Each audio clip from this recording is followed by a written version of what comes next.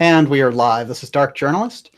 It's fantastic to be with everyone here on Labor Day in the United States. And, we're starting a little bit earlier today on this holiday because we have a chance to do that, which means more of our friends in Europe and around the world, Australia and in Ireland, which this show is going to concentrate a lot on Ireland, are with us. So welcome. It's very nice to have you here. This is a very special X series, number 25. And, with the X Steganography, we've been charting the course of this movement, of this symbol, through these different programs and through these different mystery schools and secret organizations. But one of the things that I like to do when we're doing these shows, and it's so exciting for me, is to go back into ancient history, because one of my great surprises when I was first doing this was discovering that after I was looking for this X Steganography all the way through these different programs in the United States dealing with the government secrecy, that this X Steganography went way, way back in history, all the way back to Atlantean times. And of course, that gets us, back to ancient Egypt and the Book of the Dead and beyond. So it's kind of fascinating to me that this aspect of the Atlantean X search brings us to Ireland. And there's a good reason for that. And what we're going to present in this episode, I'm actually going to start at the end, because I'm going to present what I've discovered, and there's a couple of major breakthroughs here which completely changed the entire story of that early period and a lot of the interpretations of the Tuatha De Danann, which we're going to really concentrate on as the major kind of progenitors of this early magic, shall we say. And of course, as usual, I'm joined by the lovely Olivia. Hi, everybody.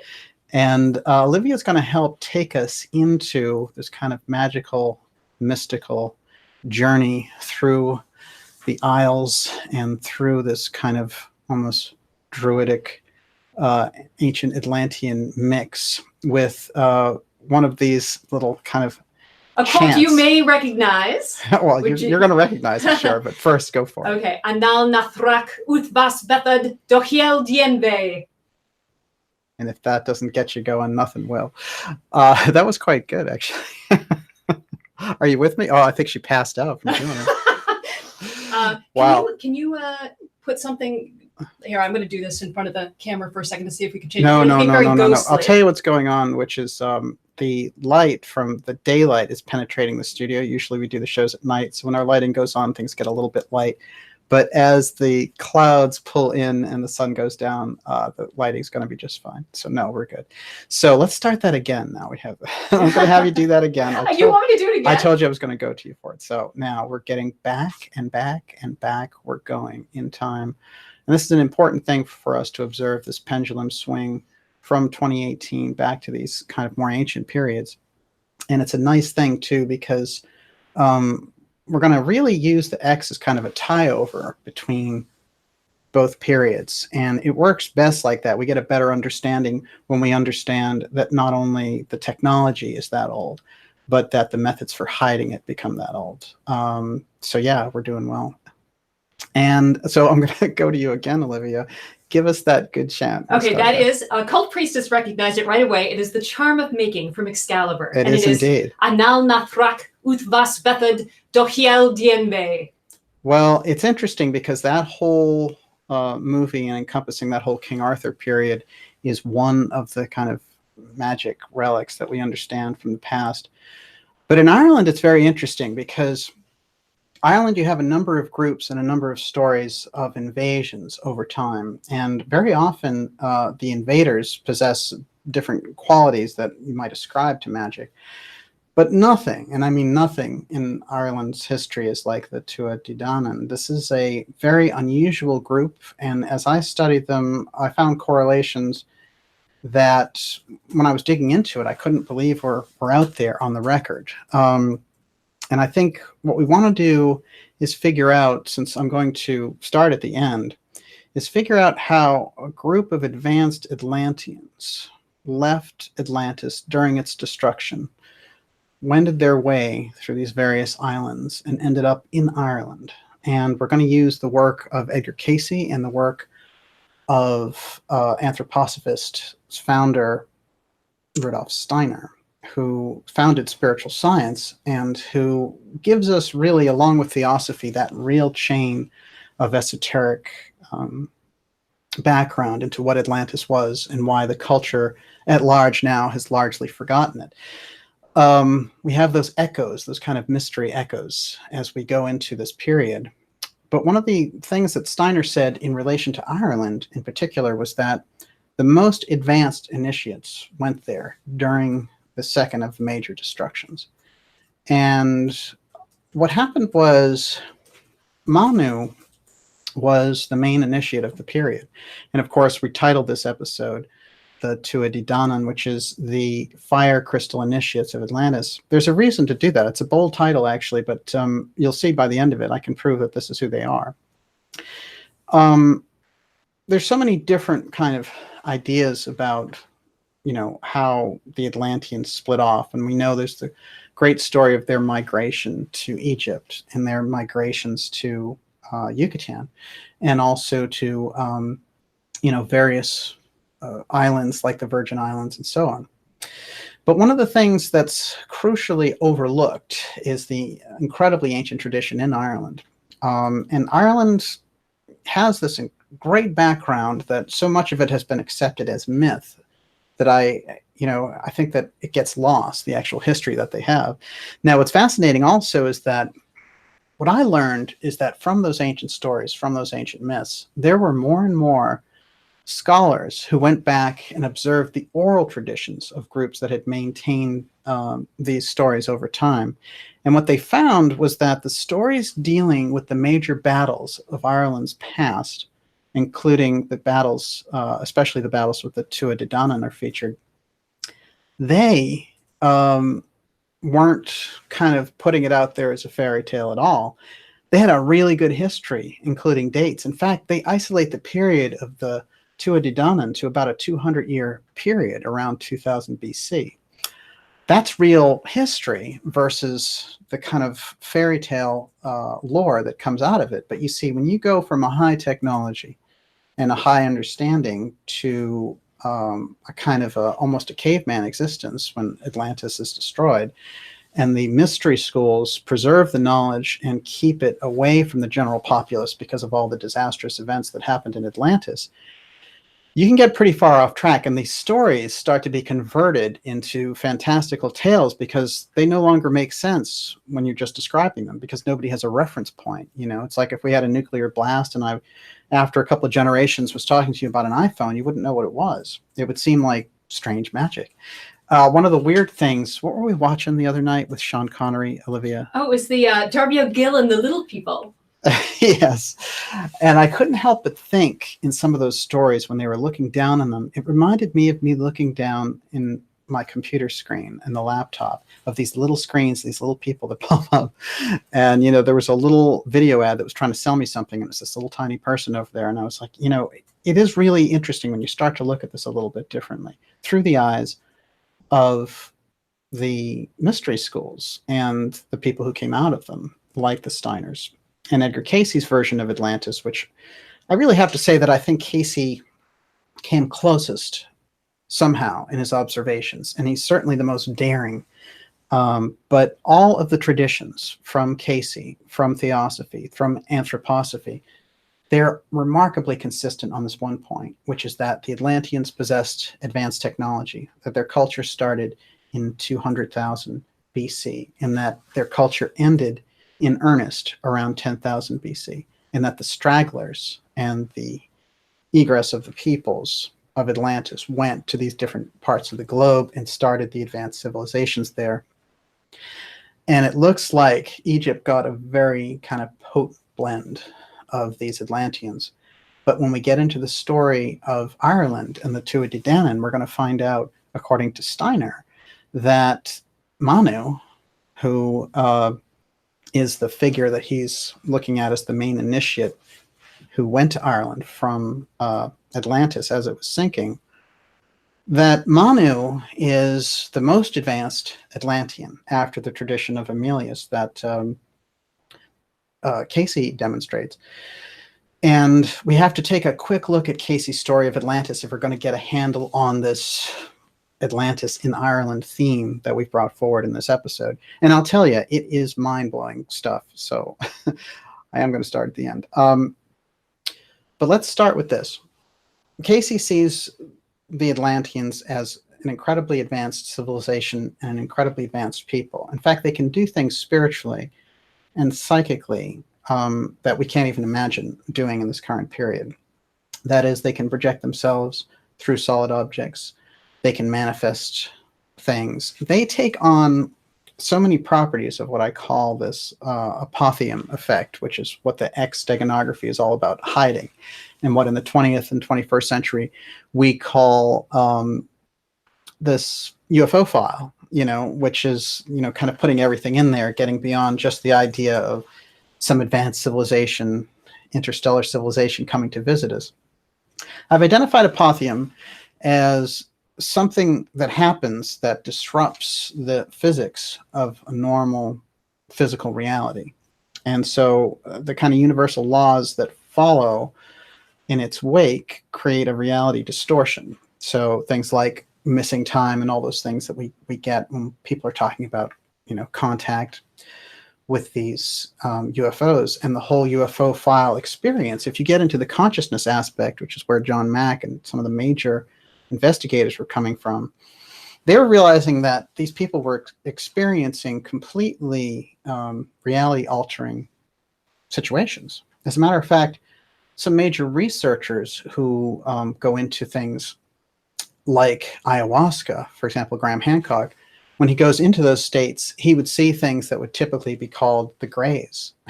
So, where are they showing up in the spectrum?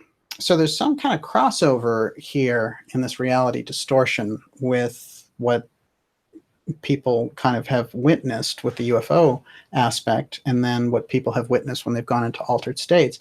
Well, in my opinion, based on all the mystery school research that I've done, and by tracking the X Steganography, it seems to me that the same thing that the mystery schools were hiding as we got into the tradition of Theosophy and the Rosicrucians, the same thing that they're hiding is actually what is being hidden also by the government agencies when they go to deal with the UFO file.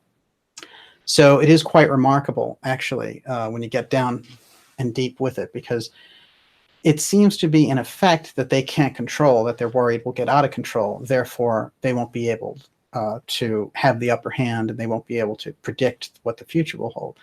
This whole thing about apotheum, we have to draw back now in our minds, since we know that after doing 25 weeks of the X series, we understand apotheum. But how does that relate to what Cayce and Steiner are giving us about Atlantis? And in fact, it's exactly the same thing, because whatever took place in Atlantis, which both Steiner and Cayce agree upon, was so devastating that it set off these massive earthquakes, inundations, absolute destruction. But it also seemed to rip the fabric of reality itself. And that's why, when we get into things like the Bermuda Triangle, and when people try to estimate that end of the spectrum, and we find out, hey, the Cayce readings tell us that in that neck of the woods there, Bimini and all the rest of it, there really was a civilization, that disruption that took place there. And it was like the main part of Atlantis called Poseidia. So when this gigantic cataclysm happened that ripped the islands into three first before they were inundated over a course of 10,000 years, that effect is still taking place. That's why we get into strange electrogravitics, electromagnetics when we're getting into areas like that. So all of these things start to add up with each other, basically. So Cayce's version, the Atlanteans over time become incredibly spiritual and can interface with spiritual beings. But they're advanced. It's not always explained how this works, because the Atlanteans are so advanced right off the bat, and you wonder, why aren't the groups that come after them or before them as advanced as the Atlanteans? So there's a big question mark there. But in any case, they were in the heart of the action. The Atlanteans had the technology to interface with spiritual forces through technology, and something that Cayce called the Tuaoi Stone, which is at the very heart of this episode. The Tuaoi Stone, which Cayce actually spelled out for us, it's Tuaoi, the Tuaoi Stone gave them the ability to interface with these higher beings and get direct spiritual instruction from them through this power station that they had created. And there are kind of remarkable artistic renderings of this. There's so many that, I could just go through them endlessly. But this is the idea of the Atlantean temples and the Tuaoi Stone crystals that would give them the ability to interface with this higher consciousness. Now, this group that's doing this, and that is the same group that Rudolf Steiner, many of us familiar with Rudolf Steiner's work from Anthroposophy, is the same work that he's describing as Manu's work, who leaves Atlantis and goes to Ireland. Now, what happens is it's an interesting series of events that takes place, because while they're doing this, this group that is kind of enlightened is called the Emilius group. They're sometimes called the Law of One, but because of all that stuff around the Law of One, we'll just call them the Emilius group. The Emilius group takes it upon themselves to basically reverse this plight of humankind into materiality and to get back on their spiritual feet. And so what they do is they create this interface that they use their own faculties, and they attune themselves in this spiritual fashion to this higher reality using these crystal power stations over generations. And it seems like these really advanced beings get incarnated and help them do that. So you can call those beings initiates. But what happens is that a group inside of these Emilius people starts to figure out that whatever it is they're doing also has incredible effects over the physical world. So on one hand, I'm getting all this advice from the spiritual world. I'm able to, divine higher wisdom to figure out how to evolve, to move into higher spheres, all these different things. But the other group, which Cayce refers to as the Belial group, they take on a kind of might makes right attitude. And they start to realize they can use the same technology that's being used for these spiritual interfaces to kind of annihilate other tribes, for example. And they really get into becoming a sophisticated, highly technological culture. And I want to stress this in relation to Cayce's work. Very often the Cayce organization itself, and they've been there for a long time, they've actually done a good job getting the work out there. But in a way, they concentrate so much on Cayce's work with the healing arts and his personal struggles that they miss this gigantic chapter. And I talked to them at length, even to Cayce's son, who wrote Edgar Cayce on Atlantis, about this, and Charles Thomas Cayce when he was there. The basic thing was that Charles Thomas Cayce and some of the people in the organization were worried that the Atlantis stuff was too far out and that it would kind of offend people, and that they couldn't grow the organization the way Cayce wanted to if they emphasized it. But there are thousands of readings that deal with the Atlantis subject, and it's crucial, according to Cayce, for us to get a handle on what happened back there, because all those Atlanteans were reincarnating again now and recreating the entire scenario. So it's a crucial thing that we definitely emphasize in the X series, because in my own work and in my own kind of understanding about this, Cayce's version of it looks very much like the civilization we have now, only more advanced. And they ultimately destroyed themselves. And it was only a small group of these Emilius people and these initiates who went off to different parts of the world and saved culture. And it went back into almost a Stone Age type existence there for a while until they could get culture rolling again. And, we could face that at any minute. So our understanding of Atlantis isn't just a lark. We have to understand it's a very crucial part of how we see history. And we're going to find that when we go from the Cayce story to the Atlantis aspect in Ireland, that it all fits together incredibly well, and we get a much bigger idea of what's happening. So before we go any further, though, let's check in with Miss Olivia to see what's going on. How are we doing over there? We are doing great. We have a lot of people from Ireland, which is very exciting. Yeah, well, it's nice because we could start the show a little bit early given the holiday. And what I feel like, so many people, and there's so much input that we can get from people in Ireland and in that part of the that neck of the woods. because, you know, there's a number of things we're going to bring forward tonight, like the Mound of Hostages, for example, and the Standing Stones of Ireland and Newgrange and all these different things. And there are going to be people there who visited it, been there, you know, up close with it. And we want to hear from all of you about your different impressions about it and your stories about the Tuatha De Danann. Yes, yes. I have a quick question for you from Yeah. Marco Andre Silva. Is the apophthegm time distortion responsible for the various divergent dates for the crucial cataclysm, as per example, Joseph Farrell's versus Cayce's dates? Well, that's interesting. It does seem like everyone dates these things differently. And the way I read that is, you know, there are records that are kept on one hand that, you know, for example, in Tibetan monasteries relating to Atlantis, relating to Lemuria and when it went down. And then you have mystics and people who have this ability, like Rudolf Steiner does, to go and read what they call the Akasha Chronicle, which gives them a vision of those events. Now, that's something that's a gift that's brought forward by the mystery schools about having that ability to go into this period of time and really talk about it. But the discrepancy on the dates is something where, you know, I believe it has something to do with how we comprehend time in that period versus how we comprehend time now. But certainly time distortion comes up over and over again. And when you get into the story of the Tuatha De Danann, we're going to be looking at them, and they have apophthegm, it seems like everywhere they turn. And I made actually a bullet list of all the apophthegm qualities of what happens with them. It's actually quite remarkable.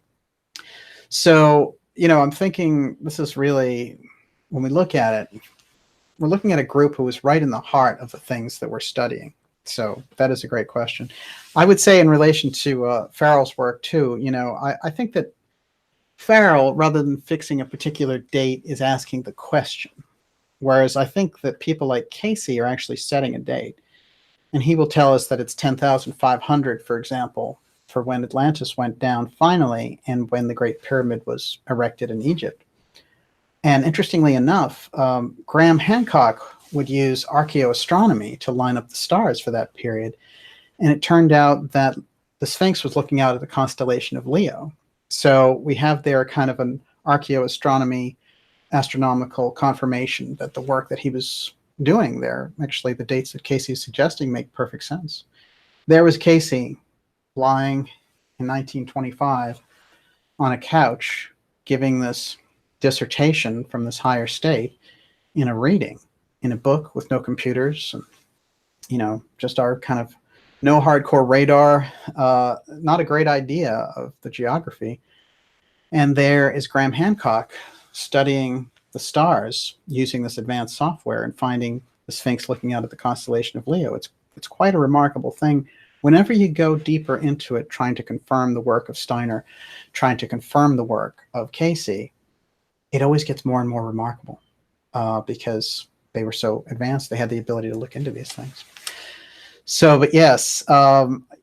So when we go from the timing aspect, the period they're talking about when Belial starts to do this, Cayce cites three major destructions, basically 50,000 BC, 22,000 BC, and the final one, 10,500 BC. So there is that awareness for those advanced groups in Atlantis that they'll be able to get this stuff hidden away. And so what Cayce says that they do with it is that they hide it in three separate places on Earth. One of the places that they hide it is in the Yucatan. One of the places they hide it is where the Bimini Wall is now, a temple outside Bimini, which was Poseidon.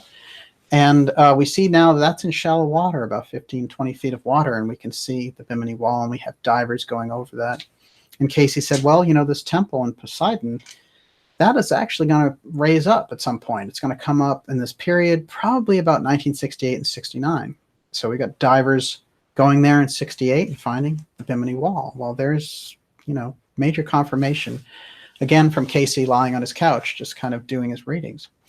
So the third place, of course, is in Egypt under the Sphinx, under the right paw of the Sphinx. Now, when we think of those three things, you say, why did they put them in three different places? And Cayce said, well, the records are one. They're all the same records. So it's something for us to kind of keep in mind as we're trying to get into the heart of this story. Now, let's take a look at Steiner's version of these same Atlanteans during this period, figuring out something's wrong and that they need to go and start a new civilization with the best of breed, the best of the Atlanteans, the high initiates who didn't let themselves get thrown off track by the Belial group. Now, I could go deep into the history on Belial, and we touch on it show upon show. I can see at one point we're just going to do a show directly on the Amelius group versus the Belial group. But for now, let's fast forward to what Steiner was trying to give us on this. What he's saying is, we have the ability to look back there through his Akashic Chronicle journey and find these facts out. One, Manu was the most advanced of the Atlanteans. That is, he was the most spiritual, and he was basically their spiritual leader. He takes a small group and he goes to what is now modern-day Ireland. And in Ireland, he tries to kind of redo the culture by selecting the best of the best. Those 1,000 that go with Manu start a new version of the culture of Atlantis, trying to avoid the Belial influence, who are trying to dominate everything under the sun using the crystal technology.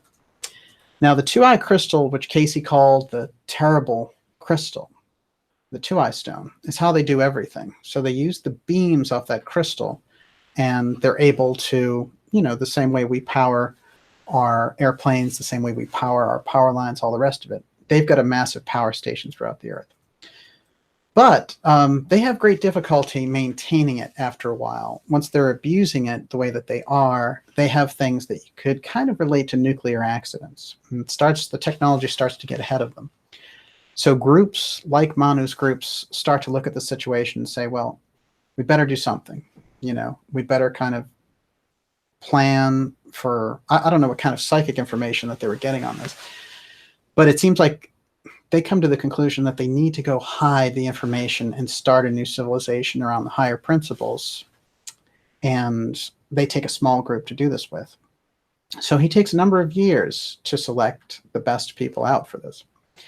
And as it turns out, when he goes to Ireland, after a time of being there, a couple of decades, I would say, it sounds like, but it could be longer, he decides that the Belial influence is so entrenched all around that they're going to be overwhelmed again. So what he does is he sees that the situation in Ireland is really being infiltrated by the Belial group. That's going to come in very handy when we get to the Tuatha De Danann. Okay. So he takes the group to India, and they become very underground. They become one of the first charter places for the mystery schools, and as does Egypt. They take the knowledge of the Atlanteans, the technology, the understanding of the spiritual interface of what is happening there, and they bring the stuff to India. And in the case of Rata, he brings it to Egypt. So in the meantime, we get a kind of a snapshot there of Ireland being a focal point of the Belial group. So it makes the things that happen there later make a lot more sense. Now, afterwards, before I go there, I want to read something about the Tuaoi Stone, and then we're going to go right into Atlantis and Ireland. This is Cayce's version of what the fire crystal is. This is his description. So he says he's reading somebody's past lives, and they have so many lives in Atlantis that he's getting the impression this guy's like an engineer. And he says, before that, we find the entity was in the Atlantean land when there were the preparations of those things that had pertained to the ability for the applications of appliances to the various elements known as electrical forces in the present. As to the manners and ways in which the various crafts in the present, as the photographing from a distance or the fields of activity that showed the ability for reading inscriptions through walls at a distance.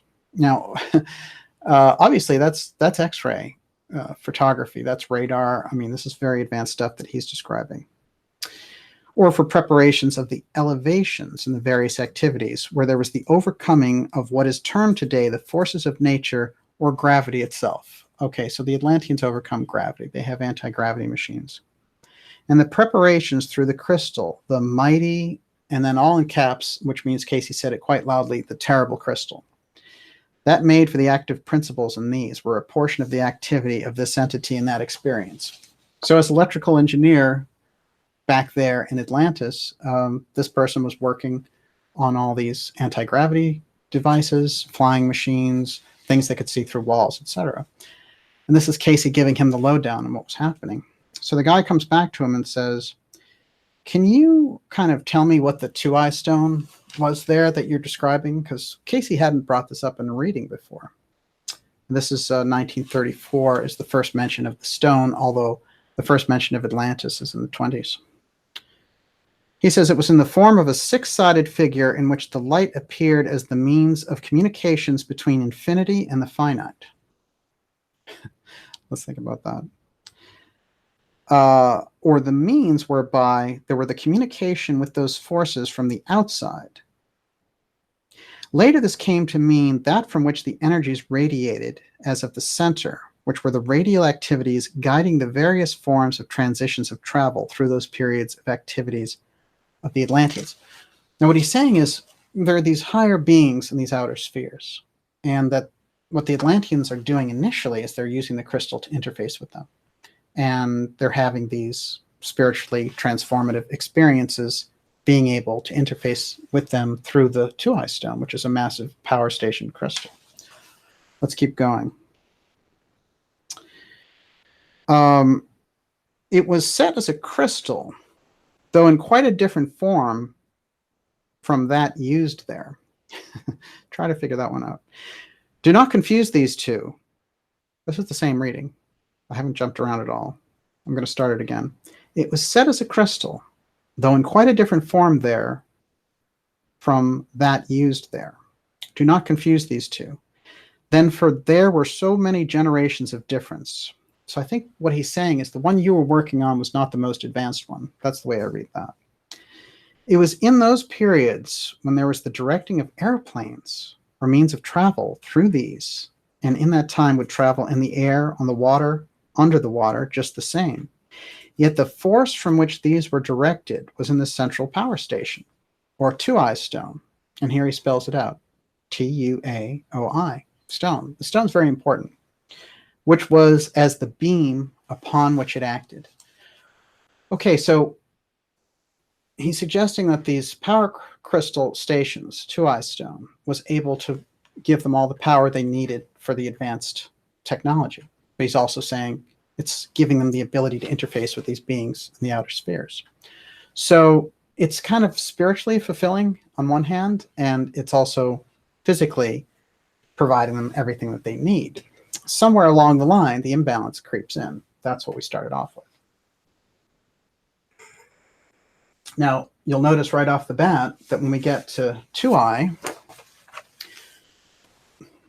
the Tuaoi here, as it's described for the stone, is that same opening as the Tuatha De Danann. And what we're going to find out as we go along here is that the Dan part is quite extraordinary, because the Dan part gets us into where they were before they arrived in Ireland. Now let's fast forward from 10,000 BC to more like 3,000 BC. And we'll get into the mysterious group that shows up. And it only gets more remarkable. By the way, I'm going to show this picture of Edgar Cayce. So that Cayce was giving readings there for 40 years, and we know they were remarkably accurate. And anyone who gets into this, when you look at the Cayce readings, you understand that he's in touch with incredible banks of information, subconscious information of humanity. And the only other person I think publicly who ranks in this with this ability would be Blavatsky and Steiner. They're about the only people I can see who tapped into that much information with that much context over that long stretch of period of time. But they're crucial because otherwise if we use traditional methods when we're looking at a group like the Tuatha De Danann, we're really lost, because you've got regular people who are doing regular archaeology and saying, well, these are the myths and the fairy stories of Ireland, but it gives us an idea of their kind of sociological development through the myths. That's it. That's where they end. I say when you do that, when you come off that way, you're going to get about 4 or 5% of the picture, maybe 5 if you're lucky. The 95% piece, though, is so much more fulfilling and actually fills out the 5%. So that's where we want to go. On the other hand, when you just look at it from the mythological level, there's not enough information there to tell you what the purpose of these things are necessarily. I mean, I suppose if you were a druid and an adept in that period, you would understand, but that's about it.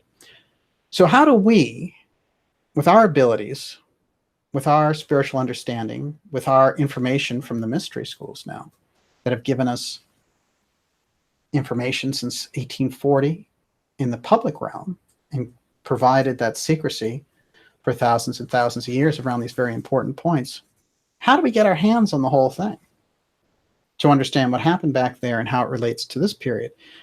So when we study a magical story like the founding of Ireland and the Tuatha De Danann, and we're looking at them, how do we figure out, after we see these historians go in and they say, well, actually, it's interesting because the dates all correlate specifically with these battles that took place.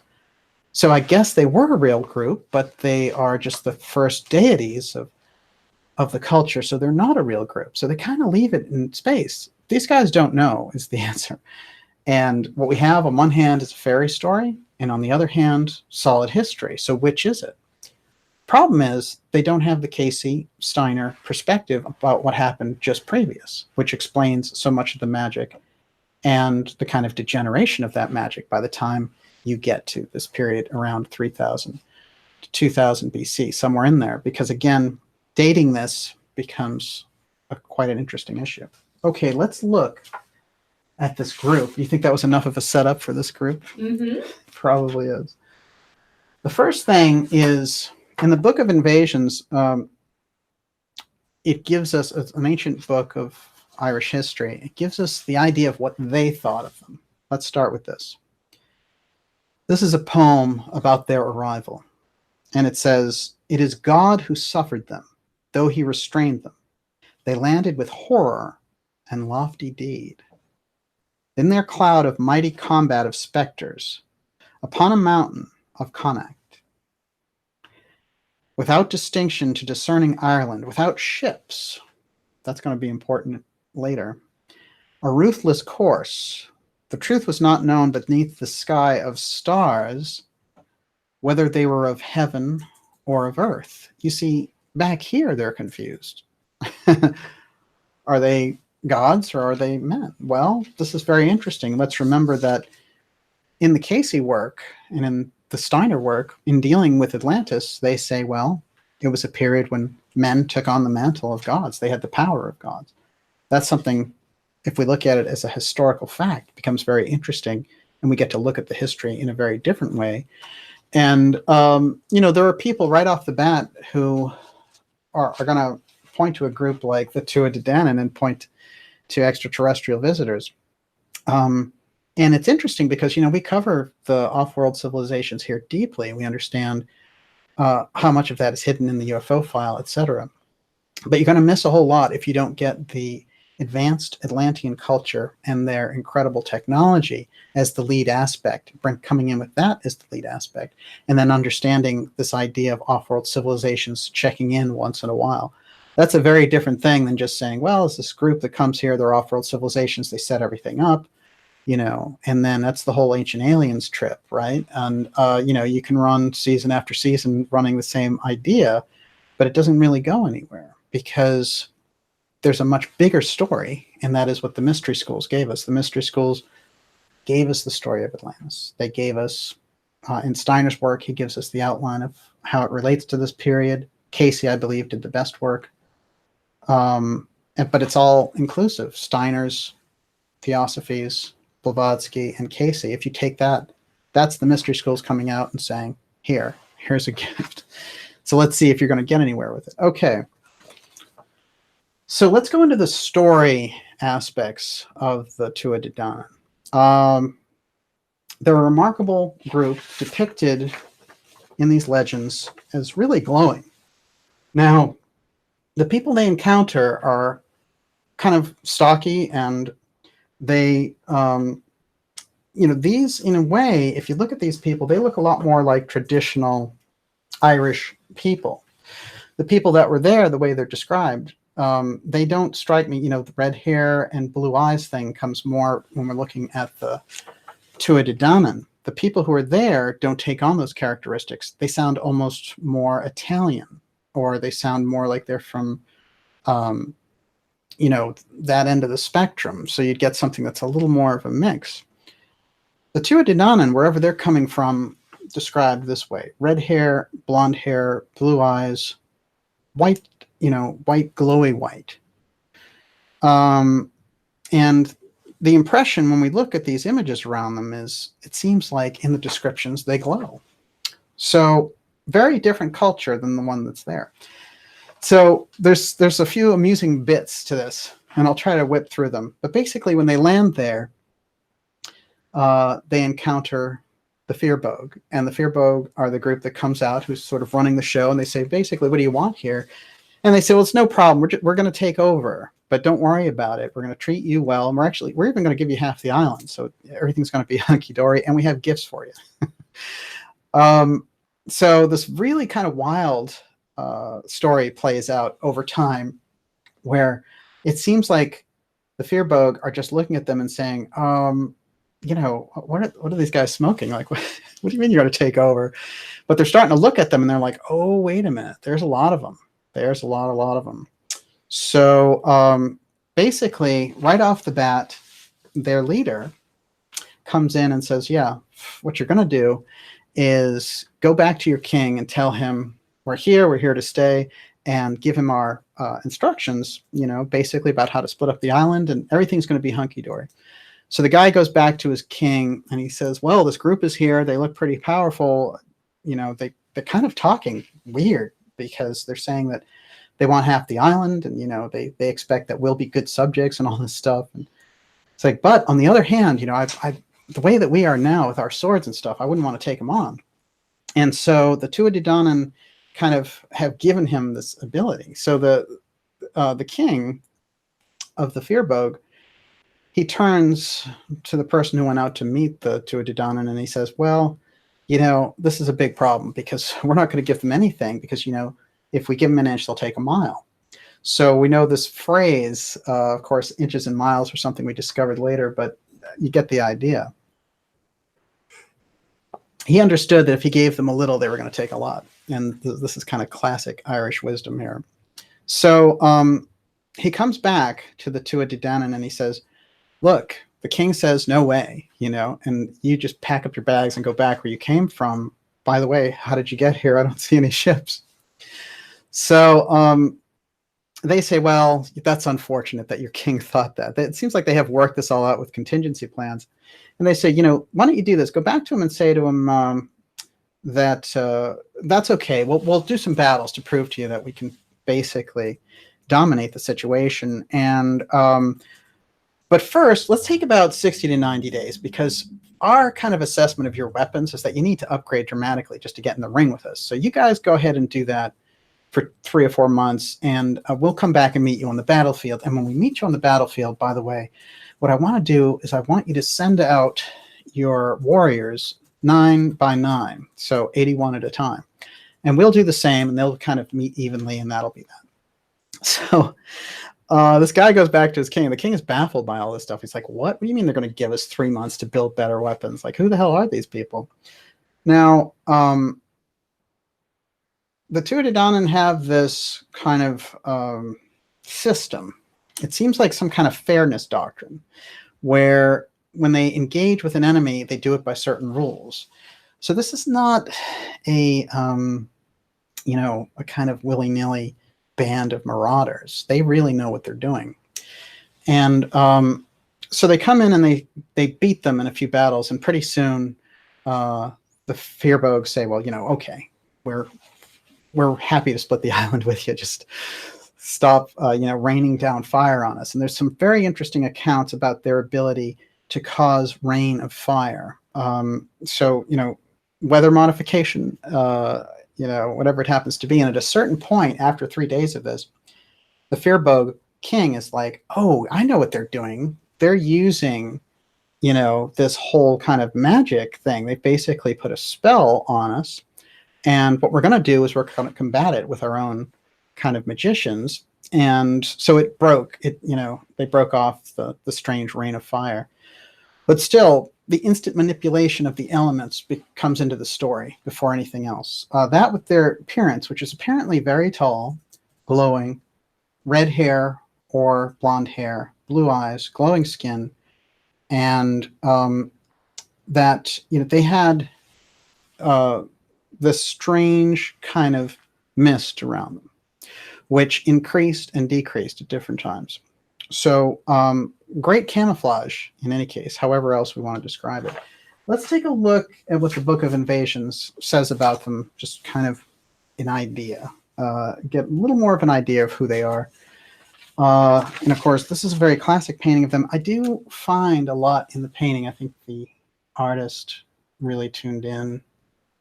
And it's associated with those Irish stories. I'll remind you that you're watching Dark Journalist show, and I want to remind everyone to go to darkjournalist.com to sign up for our newsletter, because it's the best way for us to stay in touch, and it's the best way. I have so many people thanking me today because they got the newsletter to let them know the show was going to be on at 5 o'clock. So that's a nice feeling.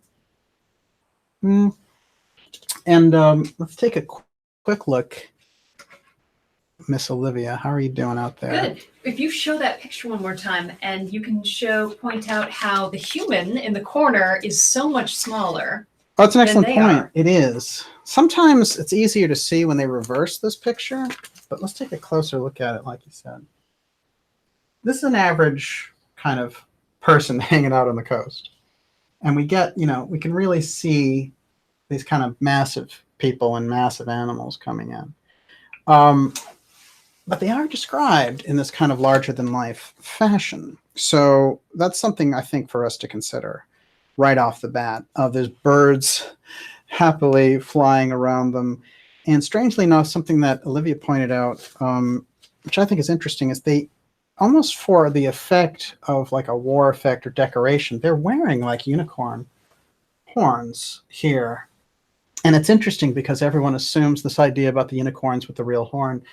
But this is a kind of a decorative element they're hearkening back. Well, and a military one. It's serving a purpose as a helmet. And true. It's a spear. It's a weapon. It's a weapon, absolutely. Mm-hmm. It's a great point. Let's take a look at the Book of Invasions. Okay. So in the Book of Invasions, they say that they came to Ireland in flying ships.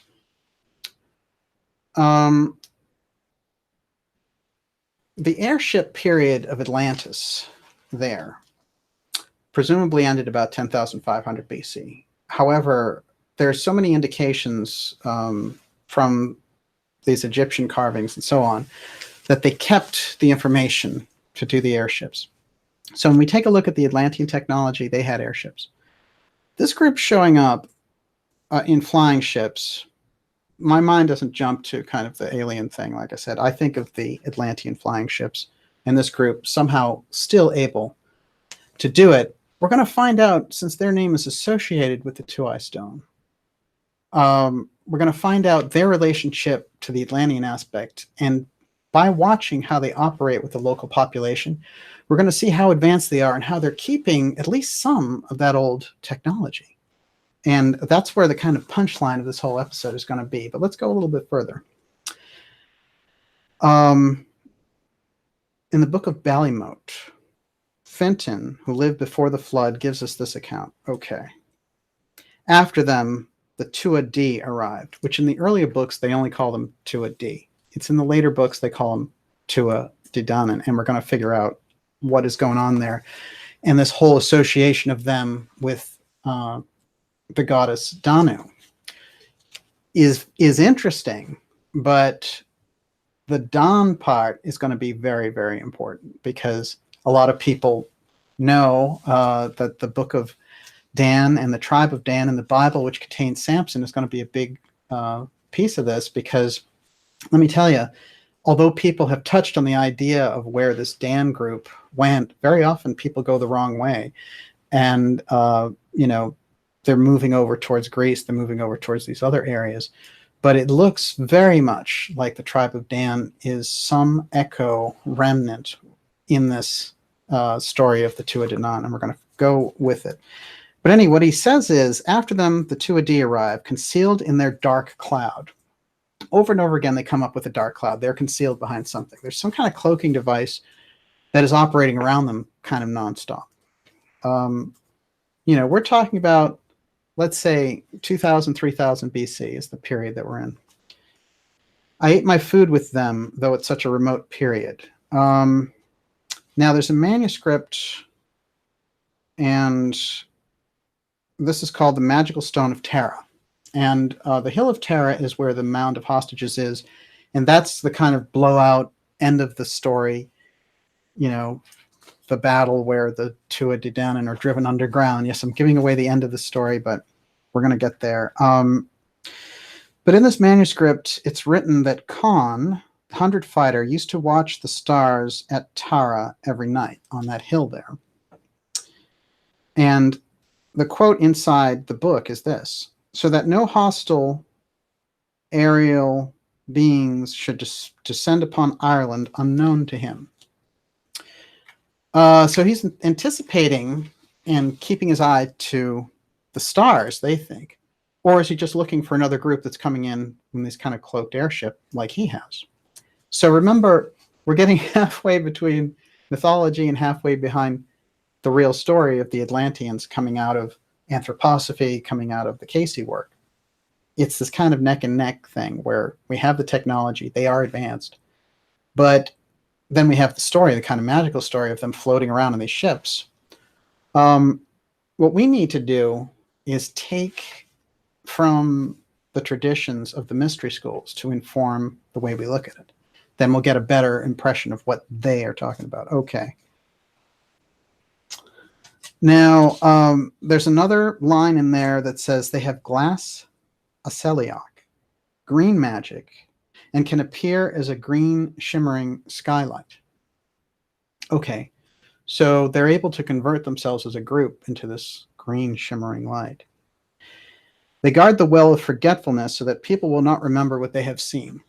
Now, what does that remind you of? What happens to the classic contactee in the original reports, the Betty and Barney Hills type people? They are told to forget the incident. It takes a long time, like 5 years of hypnosis, to get them back to it. So basically, the people who associate with them on this level get wiped out so that nobody can spill their beans about what they saw about them using this kind of wild technology to take over and all the rest of it. So again, inside the record now, the Book of Invasions, oh no, I'm sorry, this is the Magical Stone of Tara. They guard the well of forgetfulness so that people will not remember what they have seen.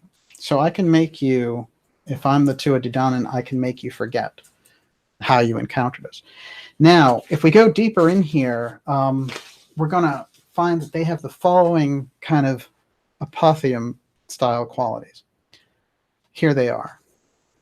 Resurrecting the dead. In the battles that they have with the Fir Bolg, one of the reports that they give back to their king on the Fir Bolg side is that, look, we went out, we slew a whole bunch of them, but they had these unusual kind of priests come out, you know, in this magical mist. Are they floating? Are they walking over to them? They do incantations, and they raise them up. And so those soldiers that were slain come back from the dead.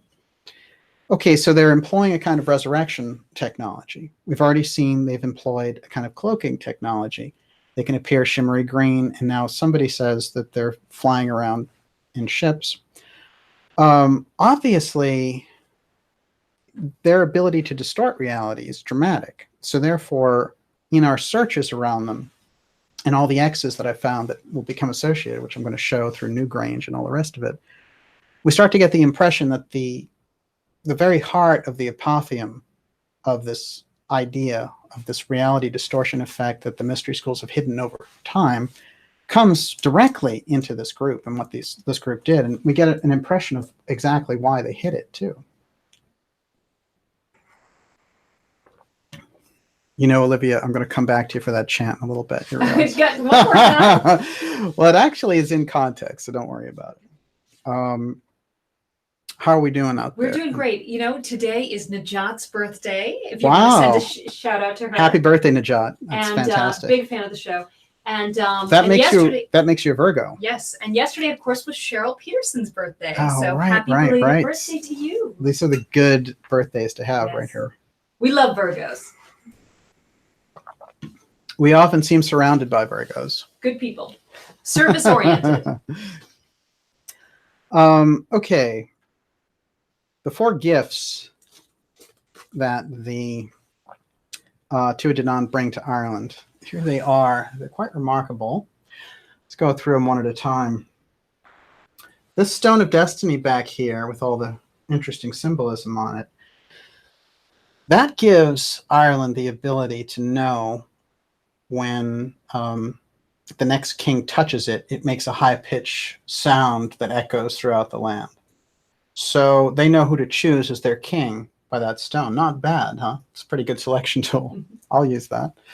Over here, we have this kind of magic cauldron. And it was funny when I was talking about the different things that it could do with Olivia, like it can produce medicine, it can produce food, it can produce anything that you want. It can be a pot of gold. It's everything. And Olivia, what was it that you said to me? You were like, it's a manifestation bowl. Exactly. There's a very interesting echo from that period.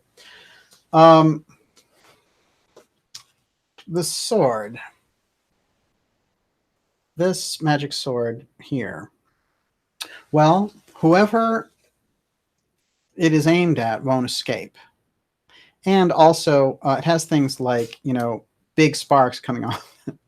So not your traditional sword. Very Excalibur-ish, but with a high-tech factor rolling with it. And then finally, the Spear of Lu here, which can actually bring its members back from the dead. So, you know, if it pierces somebody and then that person dies, through the spear, they can raise them back to life. But it has other qualities, too. These 4 magical gifts coming from 4 magical places that the Tuatha De Danann came from is also interesting, because what they're saying is that, look, we didn't come from one place and just drop here. We've been around. So we've been moving around. Let's do a little bit of math. 10,500 BC is the period where Cayce gives the final real hardcore destruction of Atlantis. Now, if you look at Solon's account to Plato, he tells him, hey, look, you know, 7,000 years before you, according to the priests, when I met him in Egypt, they gave me the real story of how the Athenians back then fought off these incredibly strong Atlanteans, and he gives them the whole story of Atlantis. So that's 7,500 BC. Now, it's interesting because they asked Cayce about that, and they were like, you know, well, were the Athenians were that great? How did they fight off the Atlanteans who had all this advanced stuff? And Cayce basically said, well, that was a bunch of island stragglers coming, just, you know, migrating from Atlantis after the fact of its destruction. So it looks like this destruction and its aftermath went on and on and on, and the echoes of it went on. So this Tuatha De Danann group, I've deduced, came out of this Atlantean tradition, and that they were deeply associated with, because they have all these building skills, that it seems to me they're associated with the building of the Tuaoi Stone, and that's what gives them the ability to basically track into all this magic. They still have aspects of the Atlantean technology as they're moving through, and every time they show up, boom, it's magic time. Everyone remembers with this echo of magic. Let's go a little bit deeper. The king of the Tuatha De Danann is this Nuada, and he takes on the battle, not shirking the battles, he takes them on himself. And there's this classic struggle that happens because he has his arm severed in one of the battles, but he's victorious. but he can't be king anymore because there's something in their rules about physical perfection. So if you have anything like a defect along this line, you can't rule. So Nuada has to step down, and there's a weird compromise character that they bring forward among their own group. And his name, well, he's very interesting, actually. We have to get into a couple of things, but he's Bress, and he has the ability to be part of the Tuatha De Danann, but he's half of a different group. Now, the interesting other group that he is part of is the Seafaring group that controls a lot of ports around the area. I really want to focus on these guys just for a minute because I got a lot from looking at them and the way that they are depicted. So just give me a minute. Now, these guys are basically mutants, and they have this kind of this dreadful appearance, but they're very powerful and manipulative, and they're called Fomorians. Let's take a quick look at them. Now, these look like a bunch of mythological characters, but you can see that there's a lot of mutated things going on in relation to them here. One of them is a fish walking straight up. The other one is this kind of arrogant dog over here. What's going on? He's kind of leading the show. But obviously, the way that they're described, these Fomorians, they still control a lot of power. They're still controlling a lot of the show down there.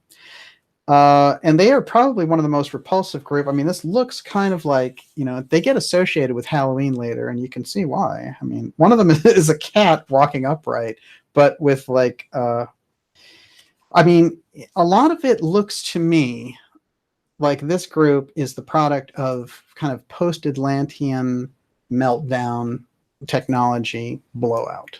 That's the way that they look to me, that they don't look like a particularly healthy group, for starters, but they also look fantastically overcome. It's almost they've survived a nuclear blast or something. But they're still running the show around these different ports, and somehow there's some kind of intermarriage with one of the Tuatha De Danann. Now, if I'm correct in suggesting that Tuatha De Danann are an outgrowth of that Atlantean egress that happened, then we have to look at this a little bit differently. There will be other groups that will be associated with that, who you may have to trade with, you may have to do different things with, even though they don't share the same kind of ideals, or they're not as kind of visually perfect or ideal in terms of being initiates. But this group and their leader becomes the leader of the Tuatha De Danann, which seems like a nightmare, and it is. But a very strange thing happens in this story for me. So basically, a long story short, for 7 years, the king, after he gets his arm cut off, what happens is one of their master metalsmiths makes an arm for him, which I found very odd, because it is kind of like a cybernetic organism that's being created there. And the way it's described is he's using it, and it's an arm of silver. I want to draw some comparisons here. Let's take a look at some of the arm images and then compare it around here. This is a very, very old image of him holding this kind of artificial mechanical arm and putting an arm back on and being able to act normal again by getting this new prosthetic limb. Now, these are kind of artist interpretations of this, but basically, there he is. His arm got chopped off. He was the king of the Tuatha De Danann. In the story, his arm gets chopped off, so they can't let him be king anymore. But what he is able to do is he's able to work with his own advanced metal physicians, and they create this artificial limb for him. So they have this kind of mix of a doctor and a priest, and he has a son who's very advanced around all these things, studying in his father's footsteps. And he says, well, you know, this is fantastic, actually, but I'll tell you, you know, you're still missing the flesh of the arm, and there's a way that we can fix that too, because metal arm was made with parts of the bone. It's a very unusual way that he talks about this. It's almost advanced science. So what happens, if you bear with me, is he makes this incantation over the arm. That's what I'm going to call it, Miss Olivia again. Oh, you want me to do it? Okay. I do. All right. Anal nathrak uthvas bethad dochiel dienbe. And there he is. Suddenly, King Nuada's back. He gets his whole arm back, and there's flesh covering it. So what does that mean? He can take over the Tuatha De Danann again and throw Bress out.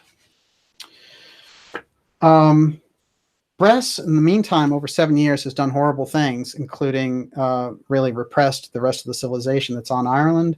He's made them give up 2/3 of their children to slavery, 2/3 of their rations, everything that they grow, all the ale that they make, all their silver, whatever it is, it's all going to him. And then he actually takes the high command, and this is particularly interesting, inside the Tuatha De Danann, and he is making them do manual labor and things. He's trying to degrade them. This little battle that takes place strikes me as very interesting because I'm getting a little bit of Law of One, the Emilius group in Atlantis and the Belial group. It seems like somehow they have to, in this sense, after the destruction, they have to exist together, even though they're coming from totally different places. So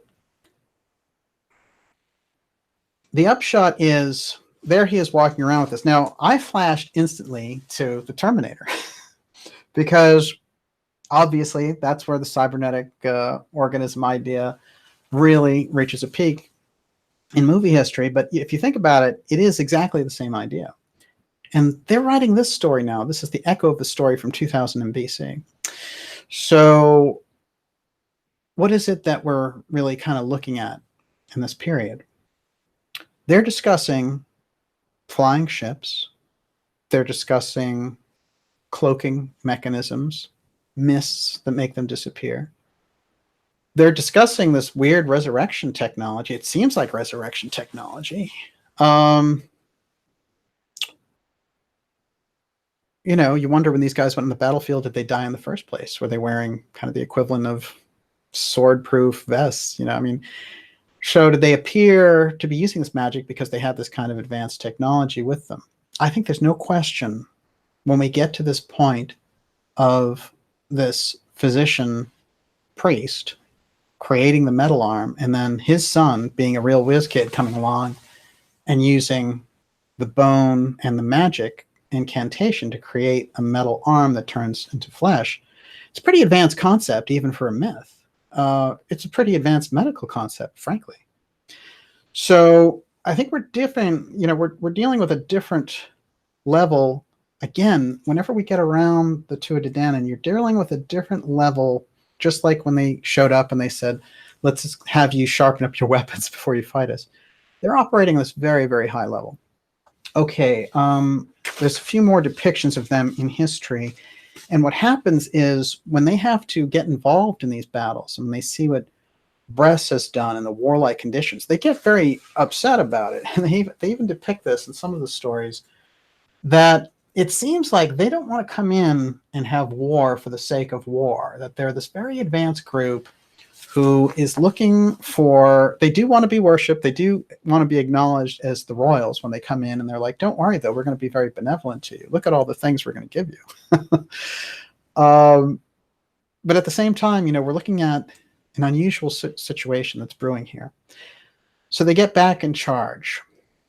Everything that comes out of this wave of the Tuatha De Danann is unusual. We get to the battle over the course of 100 years to throw them the hell out, and a number of groups conspire to push them out. And all of these different lines of goddesses come through. Now, I want to point out one of these groups because it ties in so well with what we've been tracking in terms of the Druids and in terms of this very unusual symbol of this rabbits going in this kind of infinity circle.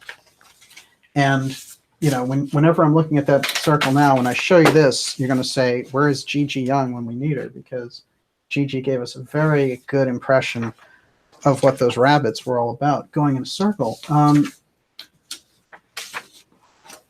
Morrigan is this really kind of incredible goddess, and she's part of the Tuatha De Danann, and she has as this echo of her character, Andrasta, shows up around 60 BC, battling Romans and stuff as a goddess, but she's the echo of Morrigan.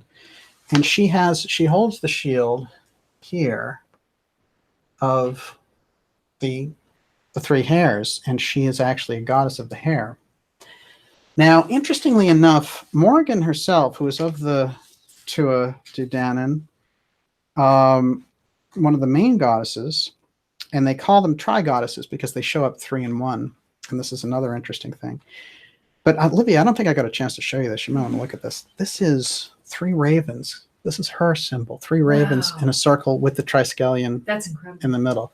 So if you've been watching the X series, and you and I have been looking at the symbol of the rabbits going in the circle, here we have the Tuatha De Danann with their goddess imagery, using the triskelion in the heart of the image. And what they have going in a circle are these ravens. It seems to me, even with this, they are hearkening to the hares, and the hares are the real kind of crucial part. But when I put these two together and I think of the things we've been doing to try to unlock some of that early imagery associated with the X, the Tuatha De Danann are right in the heart of it. And they are not only coming over with this Atlantean style technology, but as we've started off with the Tuaoi Stone, their name itself is going to come to embody some of those elements of this post-Atlantean period, and coming around, still possessing some of that technology and working, quote, magic. But we got lucky, and we found another branch of where they came from.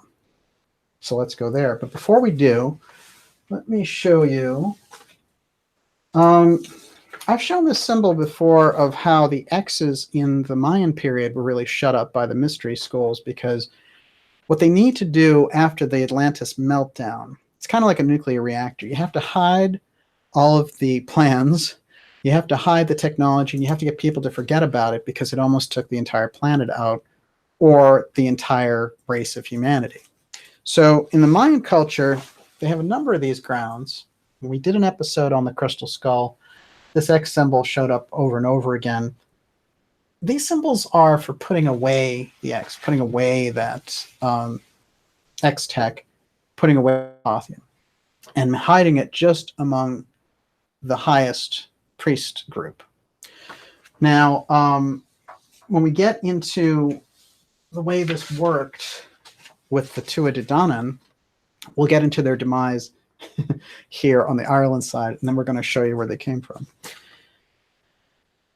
Okay, here's this figure with the X now, and he's in Ireland, and he's one of these Janus figures, but he's shutting up the X. He's with the end of the Tuatha De Danann.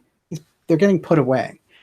And by the time we get to this huge incident and something that is called the mound of hostages, we know for sure that he's getting put away, that they are getting put away. And the X comes up very prominently. Now, I've shown it to you where it was the way that they did it with the Mayans. Let's look at Newgrange here. And Olivia, while I do that, why don't you tell me how we're doing great. David Tormina just said the most recent King Arthur movie portrays Excalibur as a reality distortion weapon, which I'm very curious about. I had no idea. We're going to have to look into that. Latest Excalibur movie. Is it called Excalibur? I don't. I'm going to have to look it up. We know the original really laid it out well. I'll put you that way. Let's do a little bit of show and tell here. These are these incredible spirals at Newgrange, and people who've been there have told me some incredible things about them.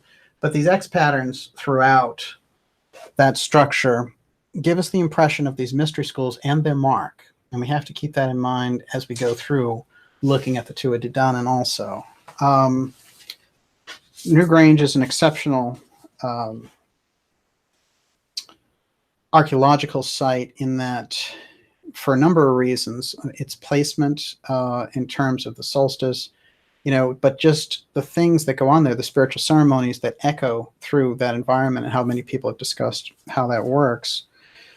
These are, I don't know if these are going to show up, these are different Celtic artwork. That's an X here, which is a massive breastplate. Here's the X in the circle here. These are a group of X's.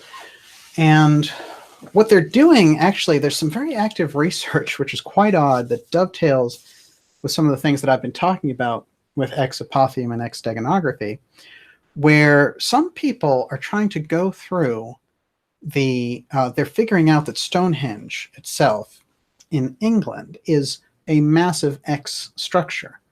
And they're coming in through this very unusual angle of Jungian psychology to use a kind of archetype thing to figure out why that works. But for me, the minute I look at it, I say to myself, we're right in the middle, in the heart of the X Steganography.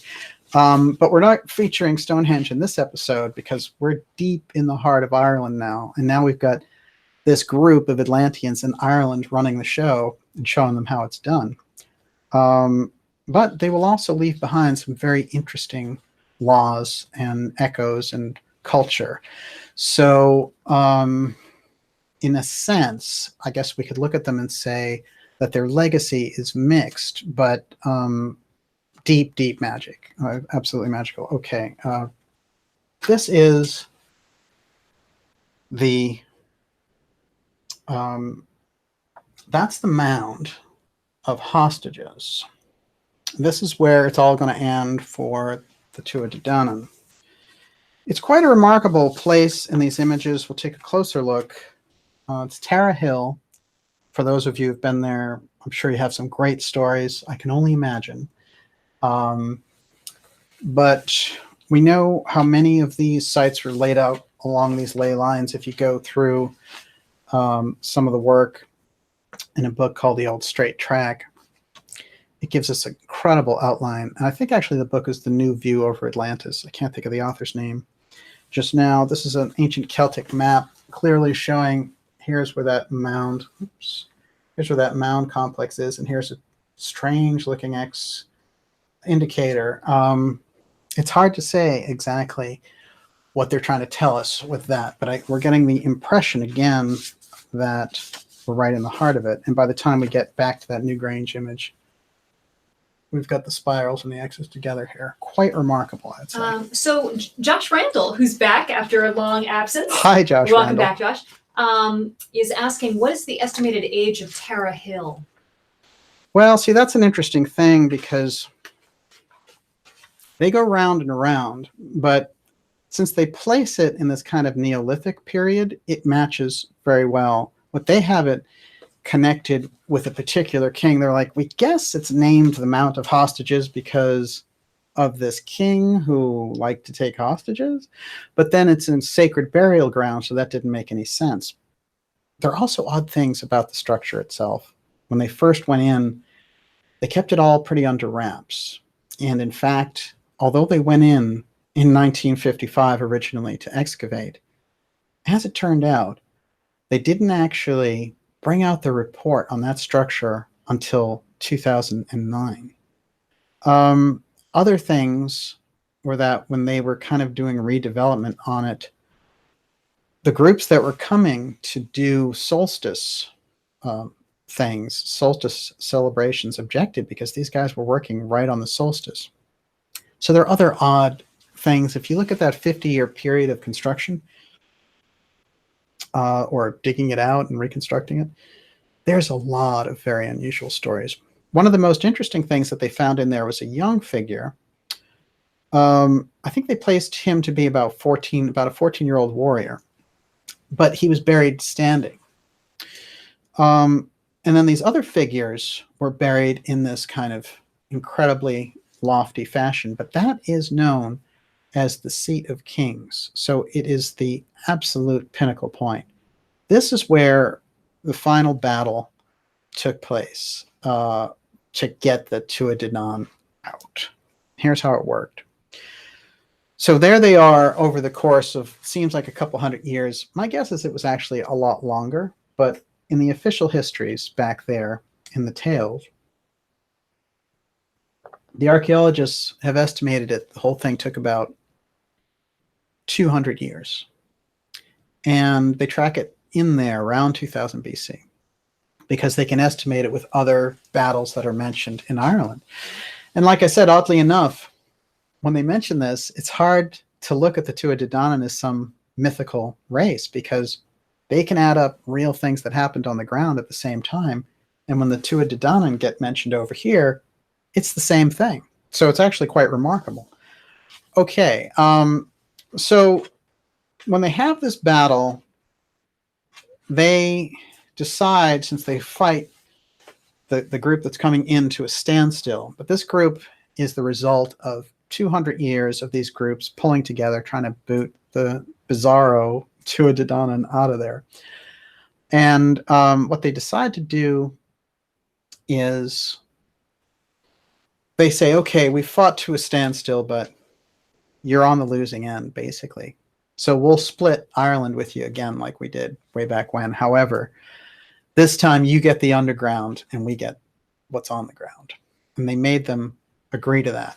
So the entrance into the underworld was this mound of hostages at Tara Hill in Ireland, this unusual structure.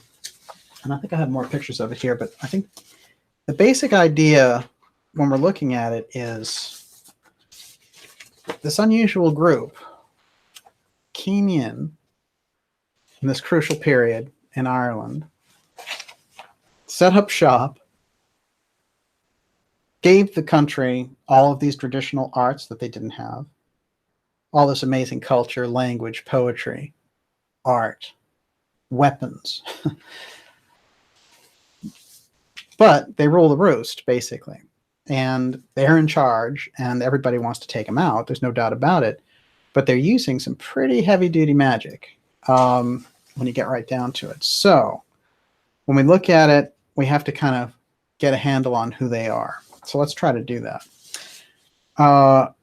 What happens over time in the legends is that once they go underground, they become the stuff of legend of the shee and the banshee and the fairy, and all that stuff becomes attributed to the Tuatha De Danann because, hey, since they were driven underground and into the hollow hills and all these different stories, what can we make of who they are and what the story is all about? Well, let's take it, let's move it now, and we're going to go over to the Middle East. We're going to keep in mind the Tuaoi Stone, Cayce's work, what Steiner was suggesting about Manu, and the initiates that went to Ireland and saw that it was a target of these Belial forces from Atlantis. And then later we have the Tuatha De Danann showing up, revolutionizing the culture, getting forced out or getting forced under. And we have this echo of this incredibly wild story of this incredibly advanced group. And really, if you were looking for the typical, they came down in their ships type of story, it's there too. Actually, it's there too. I don't think anyone can deny that. So let's take it another step deeper and go to a character that everyone should know quite well, which is Samson from the Bible. Now, Samson's from the tribe of Dan, which is the second largest tribe in Judea being the largest tribe. But of the 12 tribes, they are the second largest. And they reported at one point to have 160,000 men, which is pretty incredible. That comes out of Numbers, which is in the Bible. A quick little, we're going to find some very odd things about the tribe of Dan right off the bat, and we're going to tie them directly to the Tuatha De Danann, and we're going to get a better idea of who they were in the first place. Okay, tribe of Dan. Okay, Dan meaning judge. Okay, actually, Daniel is the prophet in the Bible, means God is my judge, because the EL at the end gives the name. It's like my name, Daniel. It gives it what the meaning plus the original meaning. So the God part plus the original meaning. So Daniel, God is my judge, tribe of Dan, judge. One of the tribes of Israel, according to the Torah, they were allocated a coastal portion of land when the people of Israel entered the promised land, later moving northward. They get into actually a lot of trouble with the general setup because, and I want to say about Samson being a Danite, Samson used all kinds of incredible magic with his strength, and that he could take down Temple, completely defeat the Phoenicians' army single-handedly, these wild stories about who he was, and that, you know, it's by cutting his hair that they take his strength away. These are very, very unusual, kind of magical indications, again, when we're getting around this Dan idea. According to the Torah, the tribe consisted of the descendants of Dan, a son of Jacob, and Bilhah, Rachel's maidservant. Okay, so he's not in the Rachel line, which means he's going to have some problems. Now, scholars say there's an indication that the author saw Dan and Naphtali as being not of entirely Israelite origin. That's pretty important. I'm going to say here to set this up, and I'm doing everything back to front in this episode because I kind of like it that way, that basically these are Atlanteans. Again, it's an offshoot group, and it's the same group, in my opinion, as the Tuatha De Danann, and I'm going to show you why. And I'm going to remind you now that you're watching Dark Journalists. Please sign up for our newsletter at darkjournalist.com. We're doing great right now. It's a huge crowd for Labor Day, and what a fantastic day to talk to everyone in this kind of early slot. Coming in a little earlier because it's a holiday, but that way our friends in Europe and over in Ireland get a chance to watch this show. And on the newsletter, one thing I want to mention is that, as everyone is finding out, that's the best way to stay in touch with us. We all know the social media platforms, here today, gone tomorrow, and there's absolutely no way for us to guarantee that kind of communication except by doing it ourselves. So sign up for the newsletter. You'll get right off the bat a response email that says, click this link to confirm your email. Please make sure you do that. And from there, you'll get like an email about once a week telling you what shows are coming up. I cannot describe to you the incredible things that we have coming up for fall. You want to be on top of it. And while you're there, sign up, join the site because you're going to want to be a member this fall. That's all I can tell you. We have things coming up associated with the X series that are off the charts. We're also going to have things like X pages, which describe and give links to a lot of the different aspects that we bring up in the series. It's a very crucial aspect, along with some very fascinating guests and transcripts coming up. So feel free, when you're at the Dark Journalist website, go ahead and sign up now. Now's the time to get behind the good stuff. What do you got there, Miss Olivia? Eric Olson just mentioned that when Jake in the Blues Brothers movie is released from prison, he signs using an X, and then from then on, he looks like a man in black. It's just cute. Well, it's a great soundtrack. We know that. Great movie.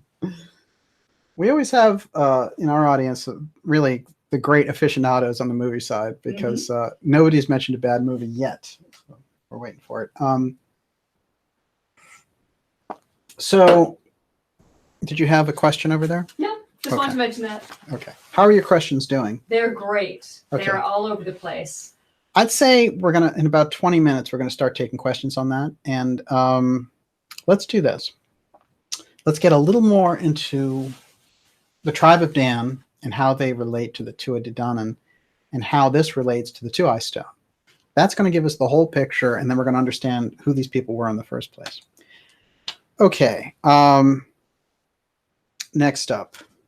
The most celebrated Danite was Samson, a Danite judge from the period of settlement in the lands allotted to Joshua. Okay. There are some interesting things about Samson, but I'm going to keep going here. Now, here's some odd characteristics about the tribe of Dan.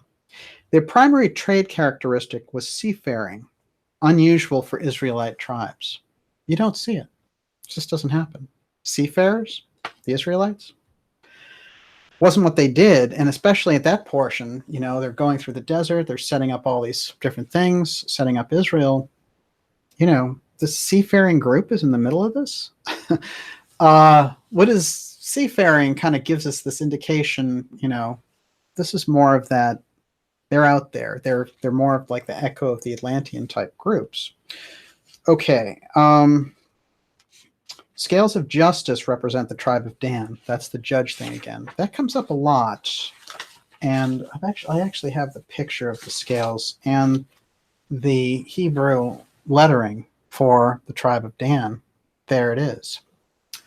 We're going to see what outcasts they become, and it's quite unusual. Now, in the Revelation, they mention the 12 tribes of Israel. And what they do is they repeat the tribe's name, a particular tribe's name, and they leave out the tribe of Dan completely. So they're not included in the final roundup as one of the 12 tribes, which is quite odd. And then it says, scholars have suggested this could be because of their, quote, pagan practices. What are their pagan practices? We're going to get into that. That's going to give us a hint as to who these people are. This is quite odd. Hippolytus of Rome proposed that the Antichrist will come from the tribe of Dan. That's odd. So they're really getting bad rep back there. What is it that's causing that? Let's find out.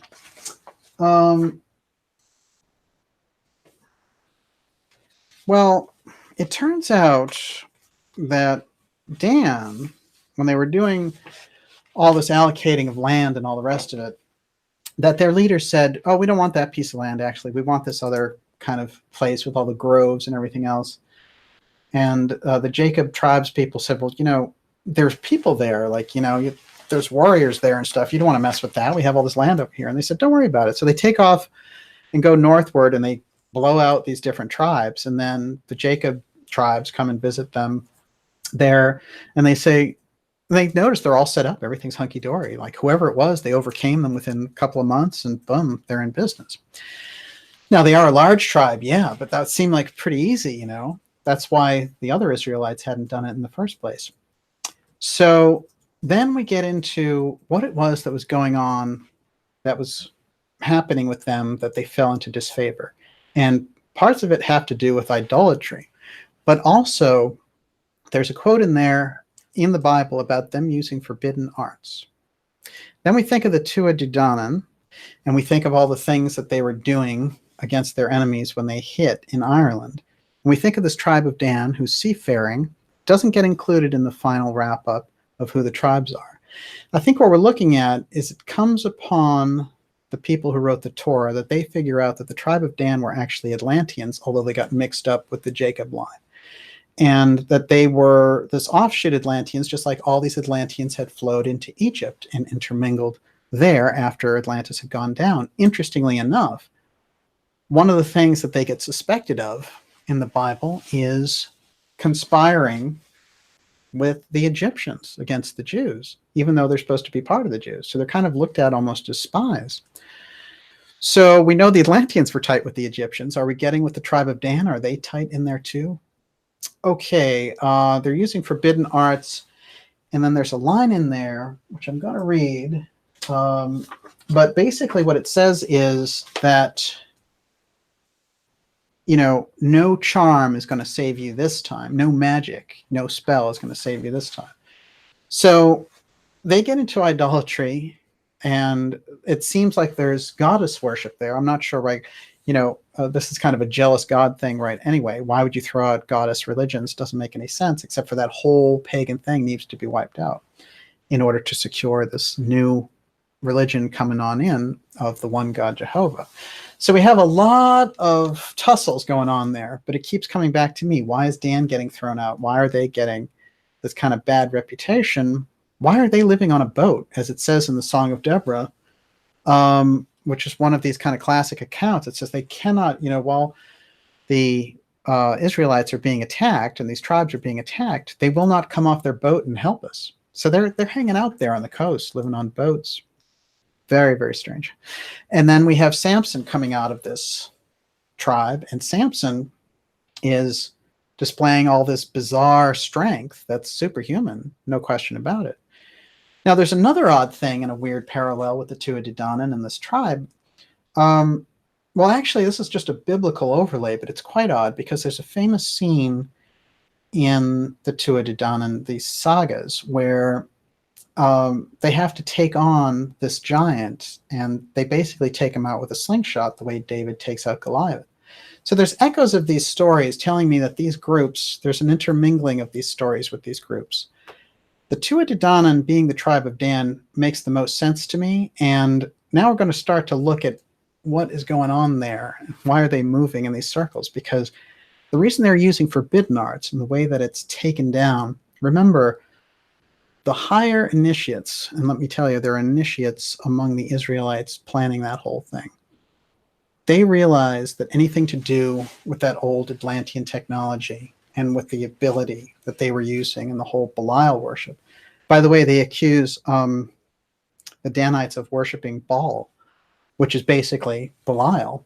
It's the same root for that group that was in Atlantis that caused all the mayhem in the first place.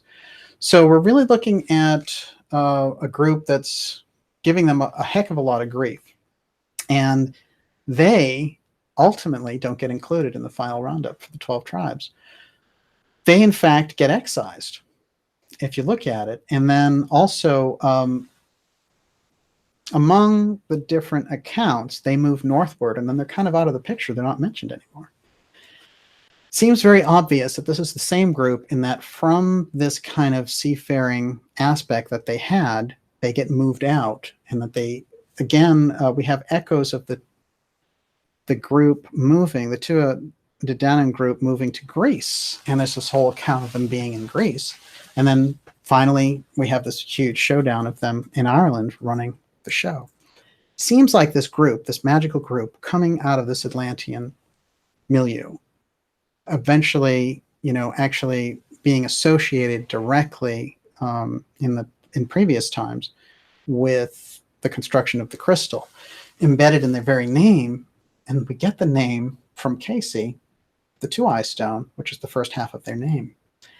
The Danann part, again, people have assumed, well, maybe it's Danu, this incredible goddess that shows up there in ancient Ireland. The Danu part, the Tuatha De Danann part, that all is the tribe of Dan, in my opinion. Again, it's this identification, it's this stamp. That's where they get the name. It's this original Atlantean group that basically has no home now.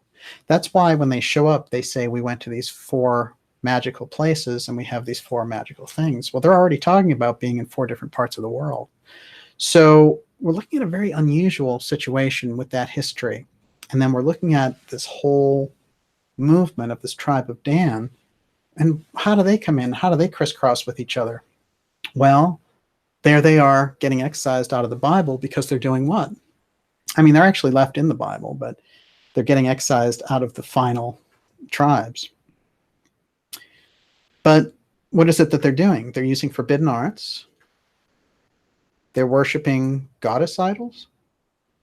And they're up to their old tricks, because when they get offered certain land, they say, no, don't worry about it. We're going to go head up north and take over our own.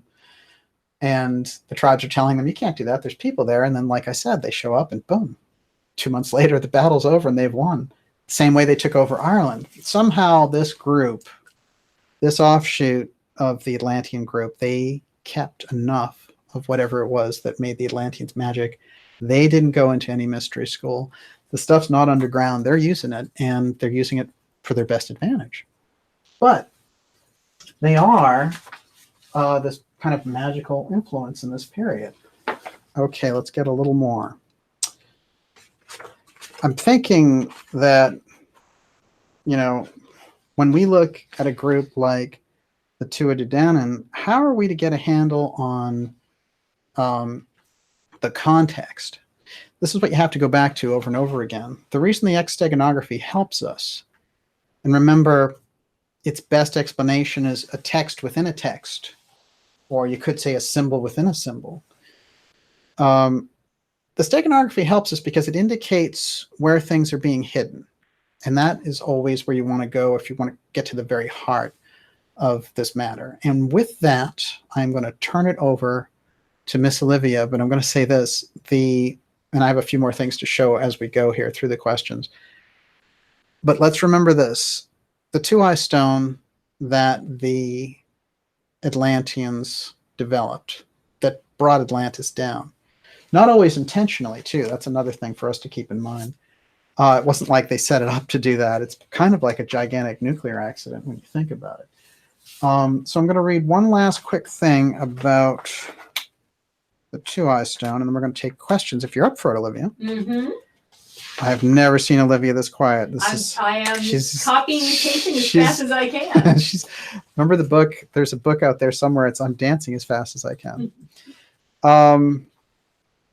There is Lou with his magic spear, by the way. One of the leaders of the Tuatha De Danann. With that magic glow. You can't get away from that glow with these guys. I have a real kind of bombshell with them here, too. Before we're done. But let's do this on the Firestone and get this out of the way.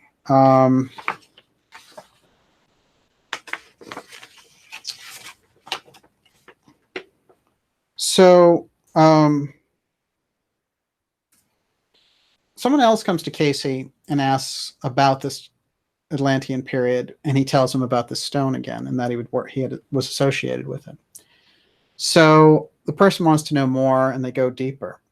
So the sleeping Cayce gave him this description. He said, what you should do in the center upon a board or paper, begin with the stone as the light of the activities in the temple of the Atlantean Poseidon era. This might be termed the Tuaoi Stone. Tuaoi. The name is undeniable. This would be a 6-facet stone of the height as to proportion with the rest of the chart as may be indicated. The stone of the Tuaoi would be opalescent, while the light would be indicated from the top in the rays of the white light. The stone of the Tuaoi. The stone of the Tuaoi. It's undeniable, but we're going to go even better with it, which is that the tribe of Dan,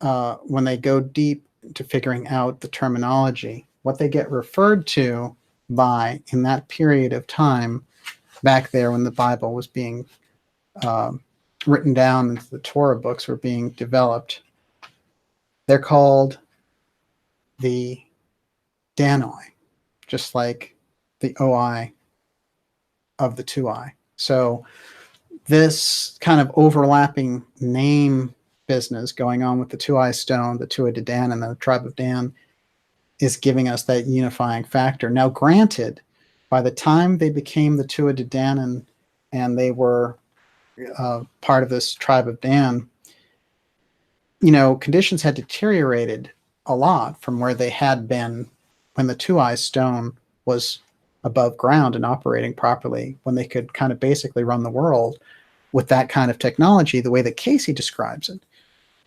And he describes it in over 900 readings. So it's not like some lark that he mentioned here once in a while. This is something that we need to get a handle on.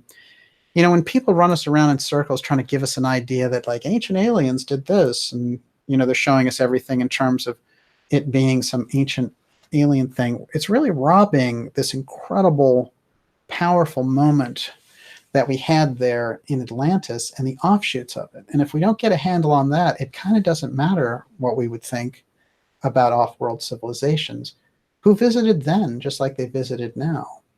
But they're not the answer. That's not the answer. It seems like the answer for us is our own identity, and our own identity is locked up tight inside of that Atlantean reality. I think that's a really important thing for us to keep in mind.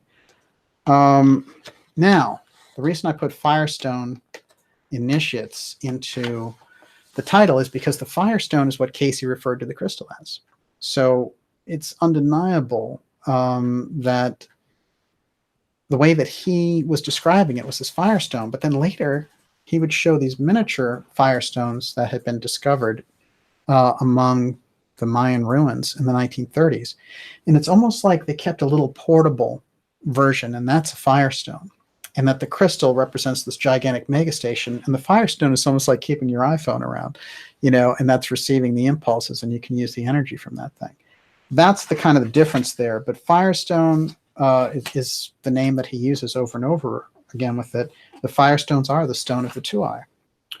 Okay. A little more about the Tuaoi stone from the Cayce readings, and then we'll move along to questions. The preparation of this stone was in the hands only of the initiates at the time, and the entity was among those that directed the influences of the radiation that arose in the form of rays that were invisible to the eye, but that acted upon the stones themselves as set in the motivating forces.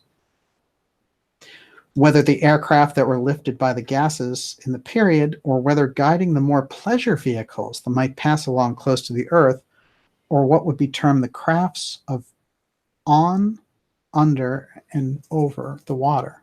Sometimes he describes these crafts going through mountains, so they have the ability to become invisible and remolecularize, and boom, there they are on the other side. So it's kind of like he's talking about a type of technology which is completely, we understand with our physics, with our understanding of physical laws, how to do some of the things that we hear about the Atlanteans doing, flying these ships, submarines, taking pictures through mountains, things like this, radar, television. But there are some things that he describes that the Atlanteans can do that we can only imagine where this technology came from. In the active forces of these, the entity brought destructive forces by the setting up in various portions of the land the character that was to act as producing the power in various forms of people's activities in cities, towns, and sometimes the countries surrounding same. These not intentionally were tuned too high and brought the second period of destructive forces to Atlantis and the peoples in the land, and broke up the land into islands that became the periods when the further destructive forces were brought to the land. So the story is they had set up a number of these power stations. They had basically beaten the Emilius people who wanted to worship the one god and wanted to interact with the spiritual realms through the crystals. And the Belial group got the upper hand. And then they were just basically kind of setting up the physical dominance of setting up these power stations everywhere. And somewhere along the line, they screwed up. And they set off all these fires in the earth and caused a gigantic inundation. This power that they used, which was originally set up as a spiritual interface through the crystal, was now being used to dominate the earth. And that interface, that mix, created a situation where the mystery schools drove all that technological information underground, and it became the stuff of myth and legend, because when it became in the hands of this group, the Belial group, which was the dominant group and basically got the ear of the crowd, what happened inevitably was this massive destruction. That thing that got caused there and that destroyed the island and almost destroyed humanity's future is some kind of out of control aspects. Remember, it was unintentionally tuned too high. So that is apotheum when you are dealing with the X Steganography series. That's how we get a handle on it. That's how we can relate to what it is they were talking about. And with that, I will turn it over to Miss Get Olivia. ready. You've got a lot of questions to answer. All right. All right, so let's start with the Firestone. I know the answer to this. This is great. Mary E. Barnes says, I was always wondered how Firestone got their name. Tires? Question mark? I know. I saw the same thing, actually. And I looked into it a little bit, but it is quite remarkable. Just like everything at a certain point when you look at American corporations, you will see everything from Ajax to Mazda, which is a Japanese company. All of these things, Ahura Mazda is where we get Ahriman. He's the one who's taking on Ahriman. Is, of course, the great king in Atlantis in Plato's tale. And so all of these different things are pretty much picked up on and used. And sometimes it's really like in a horrible fashion. You get some awful corporation. But Firestone, yeah, I laughed at that one too. There's a weird reading in the Cayce files of this group, and they were leading Atlantis, and they were really the dominant clique. And he said, yeah, and they're back now, and they're kind of doing the same thing in America. And everyone said, what's the name of the company? What's the name of the family, rather, now? And he said, Dodge. So we can clearly say they're back. They're back. So Dodge was an Atlantean power family. Yes, and here they are back again doing the same thing. That's another thing that's indicated, which is that all this stuff has come back now to be played out again. And is it all going to end in destruction again? Or is it all going to, kind of go over into this massive apotheum scene and situation? So yeah, it's pretty wild. Okay. Daphne 18. Could the Tuaoi Stone be what the alchemists sought, i.e. the philosopher's stone? Well, on a spiritual level, remember, it's kind of a gigantic connector. Like, imagine a huge crystal in a temple where all these priestesses could interact with these higher spiritual beings. That's what it was originally created for. What it became, the Tuaoi Stone, became the terrible crystal, which radiated, and really destroyed the insides of the earth, setting off volcanoes and doing all this. And I believe it caused a pole shift, because there's a reference to a pole shift there in a reading from 50,000 BC, which is the first destruction. So they changed the magnetic core of the earth. They basically messed so much with the fabric of physical reality that this is where so much of the heavy, heavy secrecy inside the mystery schools came from, because average, greedy, Belial types can't be allowed to get their hands on that again, because they'll subjugate the rest of the population and basically move towards destroying the world all over again. And what are we seeing right now? Okay, so there were a couple questions about the breastplate. So, So George Ivankovich says the Jewish priest wearing the 12-stone breastplate connected, and Epic Journeyman said, right, they used that vest with the crystals that blinked in answer to questions asked of God. What was it called?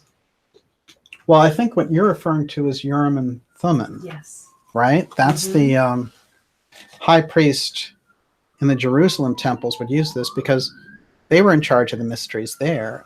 Let's face it, the Kabbalah and all those traditions are very deeply steeped in all of the esoteric lore. But the important thing for groups like the Pharisees, by the time you get to the Christian times, is to keep all that stuff out of sight. And there's an interesting line where Jesus, in addressing the mystery school rules that are going on in this period, he says it's a strange thing, and it's kind of, it's the worst possible reality, the way that you guys are handling this, because you have the keys to the kingdom, but you don't go in yourselves, but then you don't let your subjects go in either. So the people who come to you for the knowledge, they don't get it, and you don't get it. It's just, why do you even have the keys? It's quite remarkable. But yeah, when you get into that, what they were doing with the breastplate, again, is communicating with those higher realms through the stones. So what was it?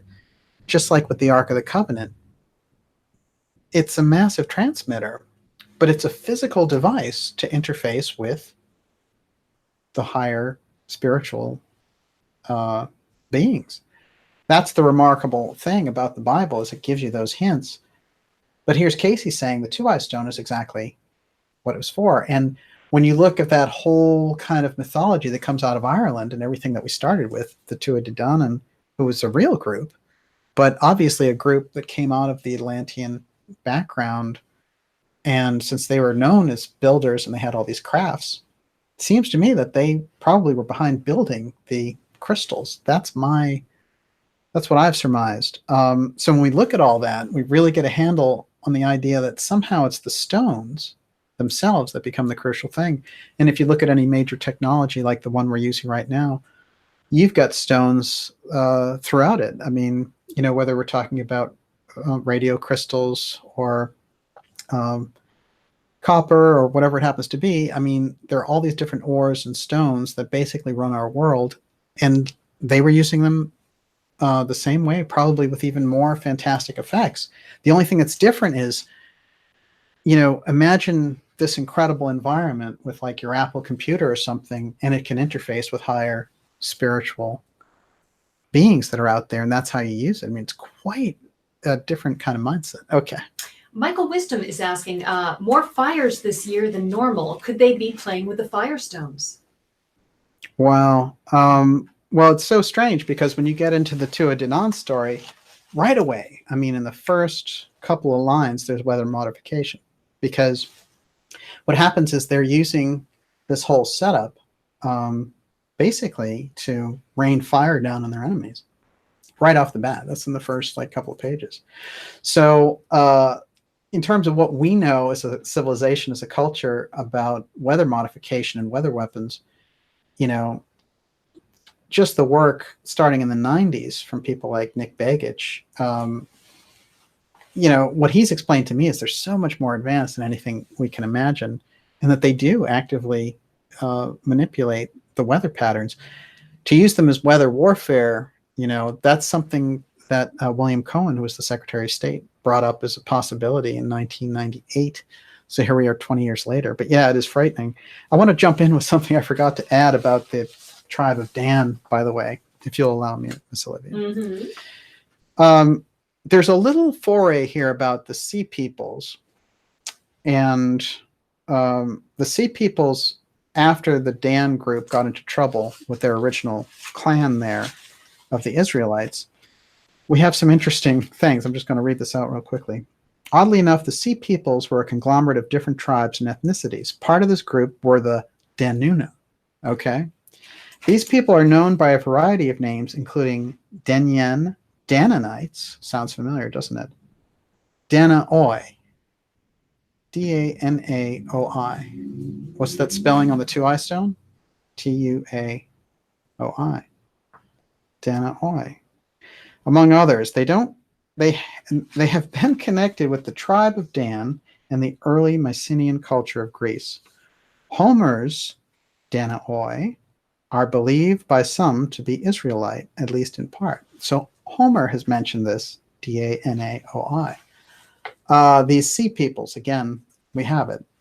This is the Tuatha De Danann, and we're tying it back to the Tuaoi Stone. These Sea Peoples first attempted to land in Egypt, yet they were repelled. Scholars feel these people migrated to different parts of the Mediterranean. The Philistines were one of the tribes which settled in Canaan. We know that Samson, as part of the tribe of Dan, takes on the Philistines. The Danaoi settled in Canaan as well. Without going too much into detail, let's see here. The tribe of Dan seems to be somewhat of an aloof and isolated tribe in relation to other tribes of Israel. Now, a lot of people have taken a crack at this from a biblical scholarly level to try to figure out who the tribe of Dan were. The tribe of Dan seems to be a somewhat aloof, isolated tribe in relation to other tribes of Israel. This may be backed up by their isolated homeland in the northernmost extremity of the land. So, in the end, the tribe of Dan's involvement in pagan practices drew harsh criticism from the prophets of the time. Jeremiah prophesied against the Danites. Quote, from Dan is heard the snorting of horses and the sound of the neighing of his stallions. The whole land quakes. For they come and devour the land in its fullness, the city and its inhabitants. For behold, I am sending a serpent against you, for which there is no charm, and they will bite you. Now, it's interesting because they're getting threatened there by Jeremiah, and he's saying, basically, your magic will not withstand against us. But that Danaoi, with the Tuaoi Stone and the same spelling, is quite remarkable now. Now I think we're getting close to deciding and defining what it is we're looking at in relation to this. Okay. Prognosis. Jehovah entered the temple in the shape of a dark cloud. Then Solomon said, the Lord has said that he would dwell in a dark cloud. Any relation to the dark cloud of the Tuatha? Wow, that's interesting. It's an excellent point. There's a thing that happens often in the Bible, which there's a lot of technology that gets revealed, but then it's spiritual technology. So what we see happen is a great mist goes out. When we get into the different things that happen during Moses trying to get the Israelites out of Egypt, the plague of locusts, parting of the Red Sea, they're quite remarkable feats by any stretch of the imagination. That they come from a spiritual source and that it shows the kind of spiritual dominance over physical reality, I think is quite remarkable. But there's also something else that's suggested there, which is, for example, when Moses goes up against the Egyptians and they do this kind of face-off with each other, and they cast down their staffs and they turn into serpents, and then Moses' serpent bites theirs. Moses, having grown up in Egypt and grown up among those mystery schools, we get the impression that he had all the magic that they had. So up to a point, they're facing off with him in Egypt, and they're thinking we can beat him because he has some magic from being in the mystery schools. But we have enough magicians to kind of go against him, and that's why Pharaoh was so confident until a certain point. So it is interesting, I think, when we look back on those things to try to get a handle on exactly what it was that was happening and how there is a kind of a spiritual technology that comes into play. Okay. All right. So Grandma Tippy-Toe says, please ask DJ if he thinks the Atlanteans engaged in genetic experimentation / hybridization. And Melody Grundy says, are Fomorians possibly a remnant of the Atlantean genetic experiments / suffering ones? Wow, you are speaking my language. If you go into the Cayce readings, he talks about how the Atlanteans, when they came into Egypt, came in with these things. And the things seem to be almost like half animal, half man, but they used them as slaves. And Rata in Egypt, who's the high priest there, creates the temple beautiful to remove these impurities from them. And what's assumed at the time is that, like, hey, they're slaves. They're these, these things, these thought forms they've projected, and they're, some of them, the way that they're described are quite dramatic. But if you move that around in thought, and you think about the genetic engineering that we're doing and the kind of monstrosities that are being contemplated in the cloning world, and then you think about what Cayce was talking about with the Atlanteans and what they were doing, my first thought when I saw the Fomorians was that they were kind of the victims of a massive, that huge apotheum blowout. It's like, they've been through Hiroshima ×2. And the impression that I got when I look at the stories about them is they seem like various types of monstrosities. But if you go deep into those Cayce readings and you read about the things, sometimes they're referred to as automatons also, which I found quite interesting, because I think what Cayce is suggesting, and what people haven't always separated in those two, is that the monstrosities and the things that are working as slaves, which are basically the Atlanteans keep as slaves as this kind of subhuman strata, they also have things or untouchables. And so you have the things and the untouchables, and then you have automatons. And he uses all three phrases interchangeably, it seems, for this group. But I think when you really look at it, the automatons, he may be describing kind of clone robots there. He may be describing these androids. And that's what the Atlanteans used. And then you have this other group, which is kind of this mutant group, which were, quite possibly the product of an Atlantean kind of creation. And it is quite fascinating when you get down to it, because the things occupy a major portion of the Cayce readings dealing with early Egypt and the integration of Atlantis into it, because the Egyptians are freaked out that the Atlanteans bring these slaves with them, and they are these strange kind of Fomorian style creatures. Yeah, wow. You're up. So Marco Zerpa yes. wants to know, who are the descendants of the Atlanteans today? Well, there's no question that a large portion of the Atlanteans went to, we can definitely say three different places. They went to Egypt, and they started the civilization there.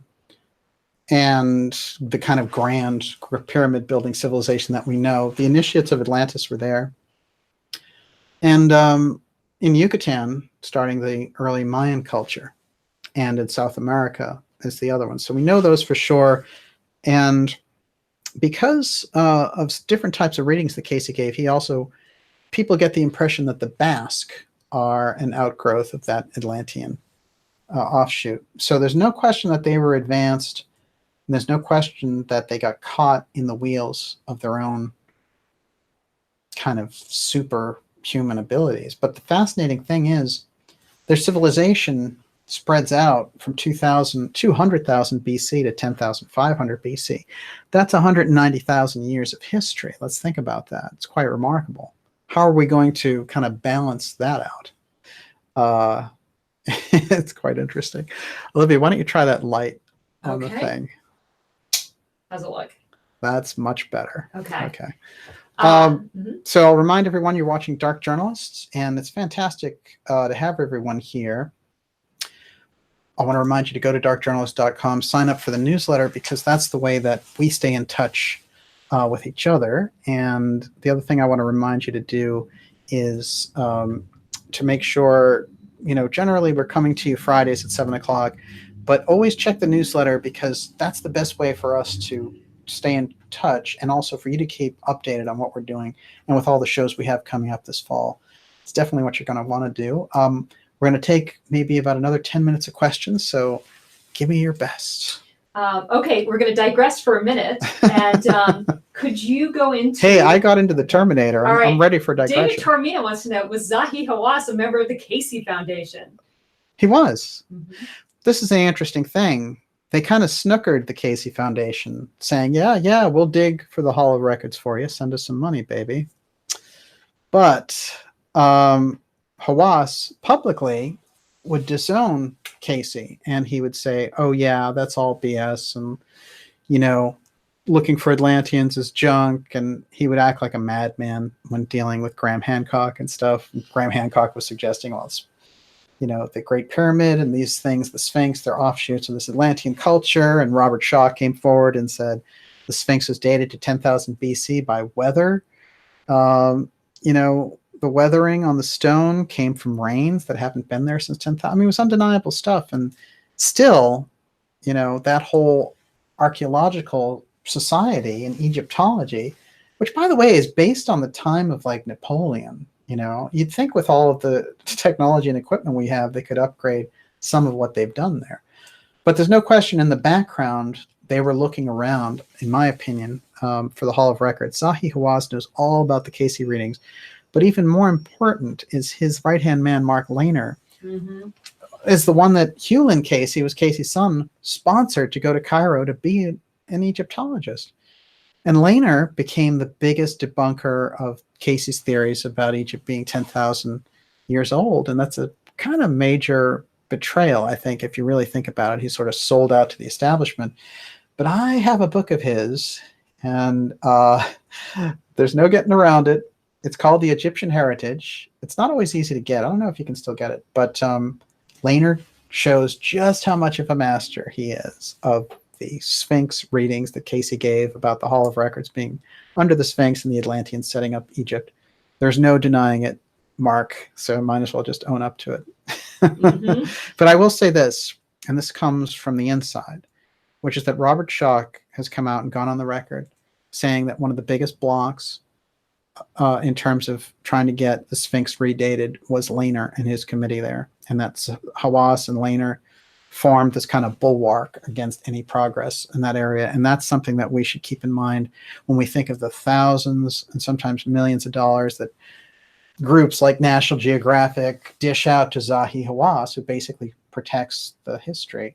And we have people like who've done incredible work, like Carmen Bolter, for example, on the sidelines, because they can't get their findings out. So yeah, quite remarkable.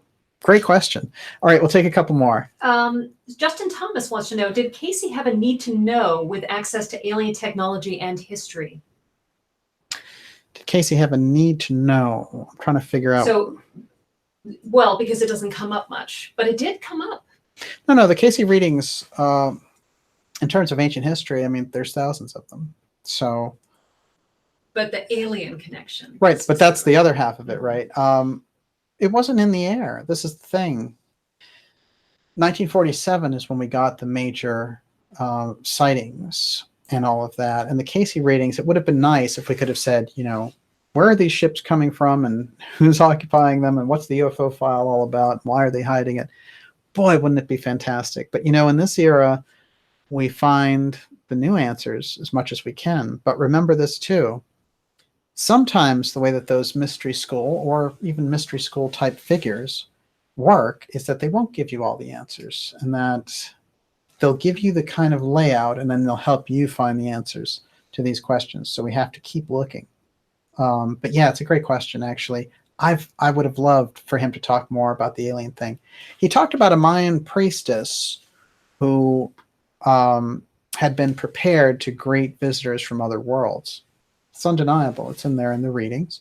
So he certainly mentioned it, and it's certainly a factor. But again, the great emphasis, I would say, in both anthroposophy and theosophy, and also in the Cayce readings, is Atlantis. I mean, that is such a pivotal point in our development, and it relates so much to the point and the place that we're in now, that is really where I think our emphasis should be. And the question of the off-world civilizations being here is part of that. It's like part of our becoming aware that we were this very advanced civilization 10,000 years ago. It's a totally different history. What does Graham Hancock call it, Olivia? Oh God, we're a civilization with amnesia? Exactly, exactly. That's really what it's all about. We have to wake up from the amnesia, get a handle on our own history. Then we can deal, we can deal, I guess, with that bigger picture of off-world civilizations easier if we know where we came from, especially because in that period we had interaction with them also. And don't think that I haven't gone to different Cayce-style people trying to get those types of answers nowadays, because I'm certainly looking for them. Wow, these are great questions, by the way. Grailseeker 9 blank wants to know, I've heard the tribe of Dan was RH negative. Is Daniel?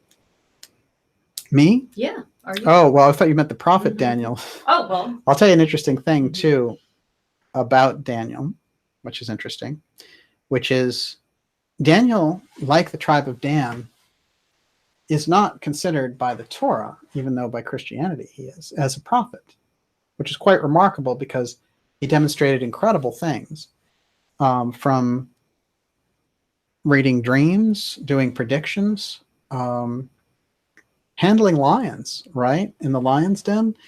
And then Daniel, the king, as a way to try him, said, you can call upon your God. And he set him on fire. And then he asked somebody to look in there, and he said, hey, he called on his God. Is he still there? The king is asking this soldier to look in, and he goes, yeah, I see him in there. He's on fire, but there's this other guy in there with him. And it's quite unusual because as I described the thing about Daniel, there's Dan, which we got into this whole tribe of Dan thing, and the Tuatha De Danann, and how that is referencing a group. I believe this after echo of this Atlantean group.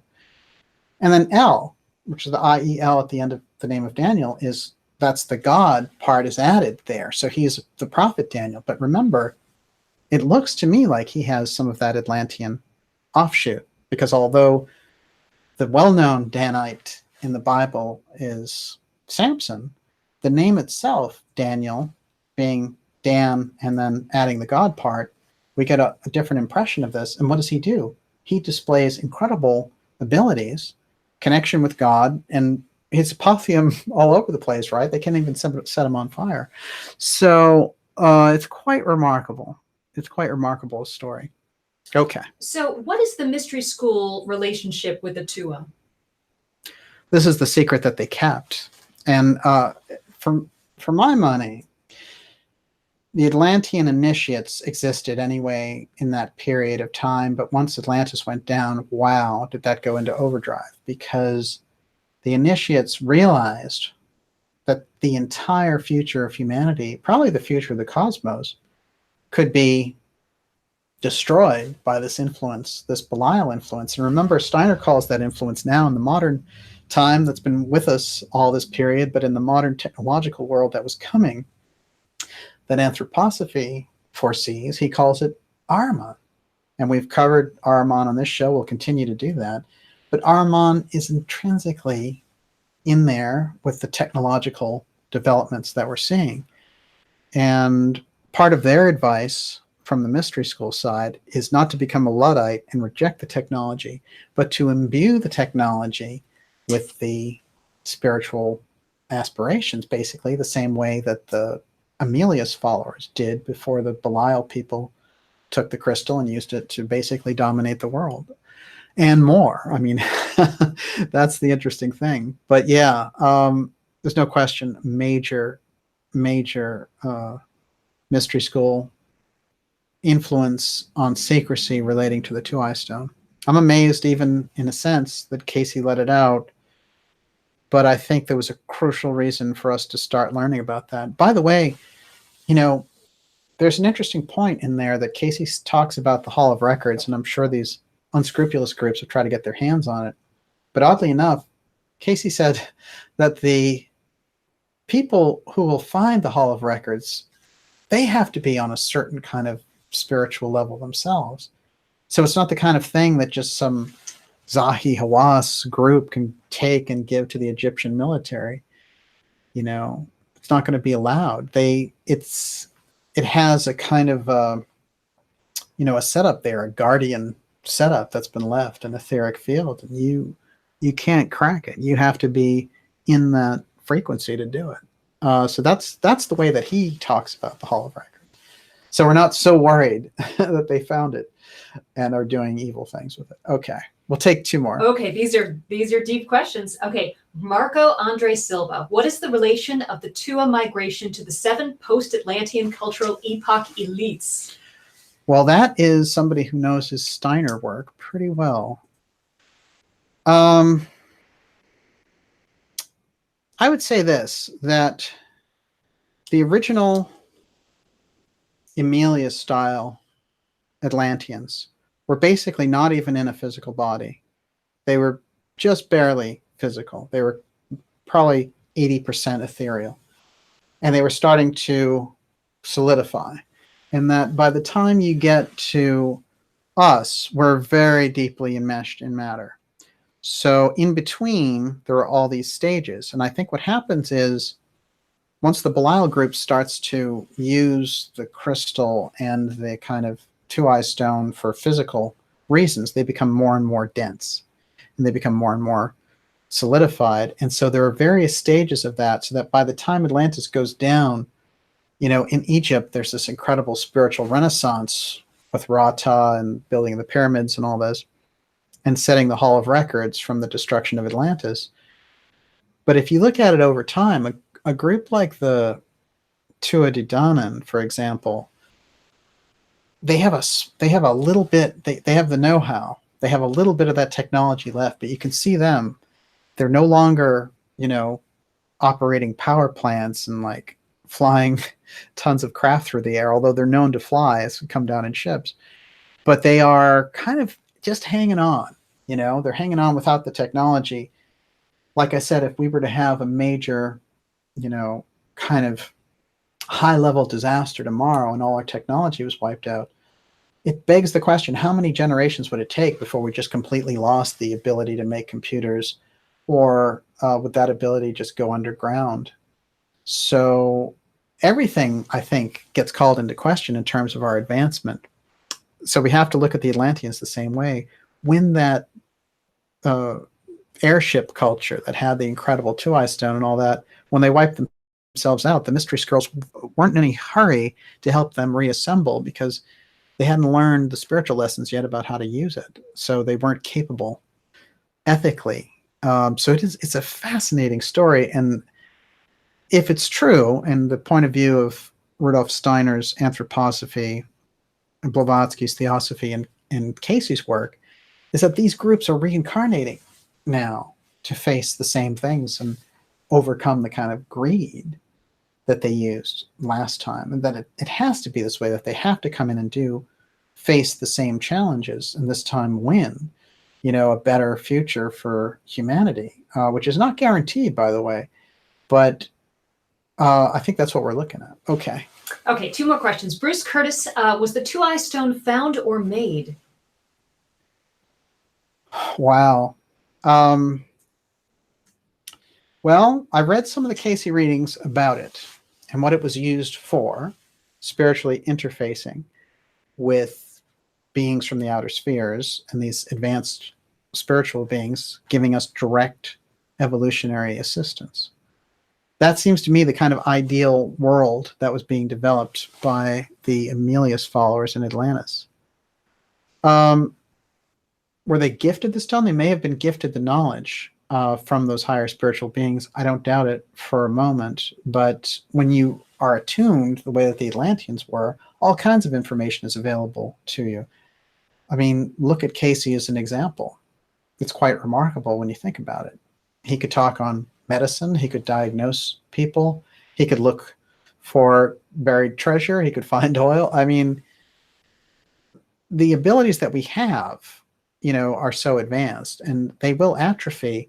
This is something that Steiner warned about, which is that the human being, as the technology advances, the actual being gets weaker and weaker. And that imbalance, you're going to have to face up to it at some point.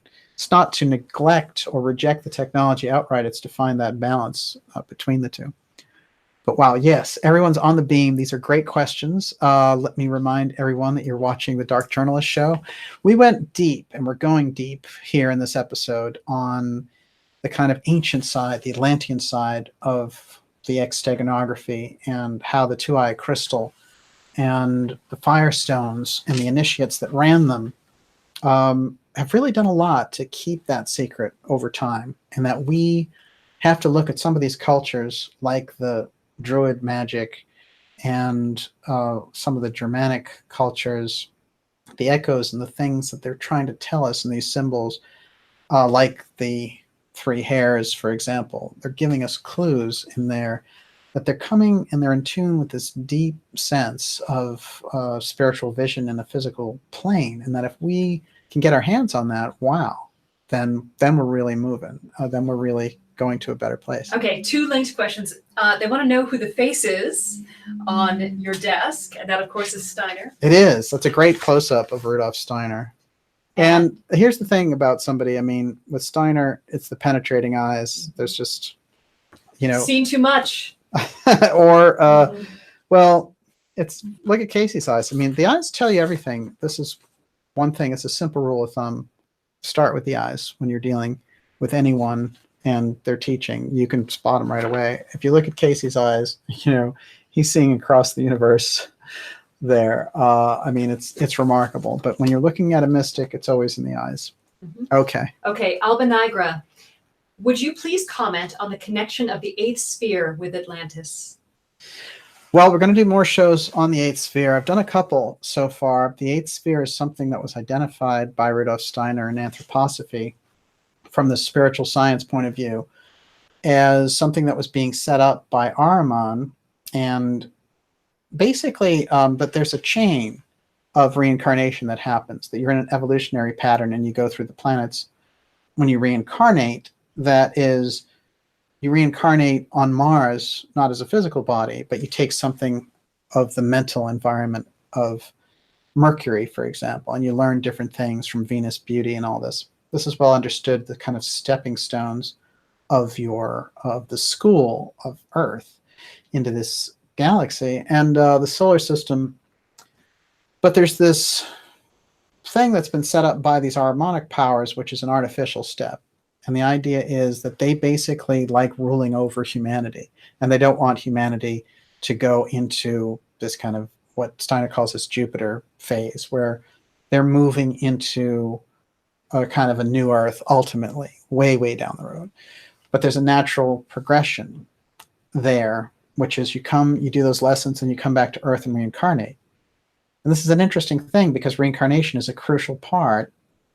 Even though it's associated with Eastern ideas, it's a crucial part of the Western mystery tradition, because on the Christian side, you can't really get anywhere until you understand the reincarnation question. And so it's a kind of a fascinating thing where the East and the West, they've been building up side by side, but we need to kind of learn from each other now, because we can't just go by what the East has developed, because what they've done is they've set up the West to take the next step on the mystery school side from the Rosicrucian angle, which is to bring in the Western mysteries, but to keep all the important aspects of what the Eastern mysteries have developed, like reincarnation, so we understand that. So the eighth sphere, being this artificial step, it's where we think that we're going into a normal reality. You know, there's a way that we think where they kind of lead us on into a thought vortex, and it's kind of a fantasy realm. And in fact, the harmonic powers kind of live off us that way. So getting away from that eighth sphere is a crucial goal of the anthroposophical movement. Okay. Thomas Tyson has a limerick for you that he would like me to read to you. Okay, so there once was a fellow named Liszt. He gave history kind of a twist.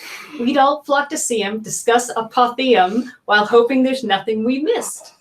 Listen, nobody can, that's great, yes, bravo. Nobody can rhyme anything with apotheum. That's quite good, actually.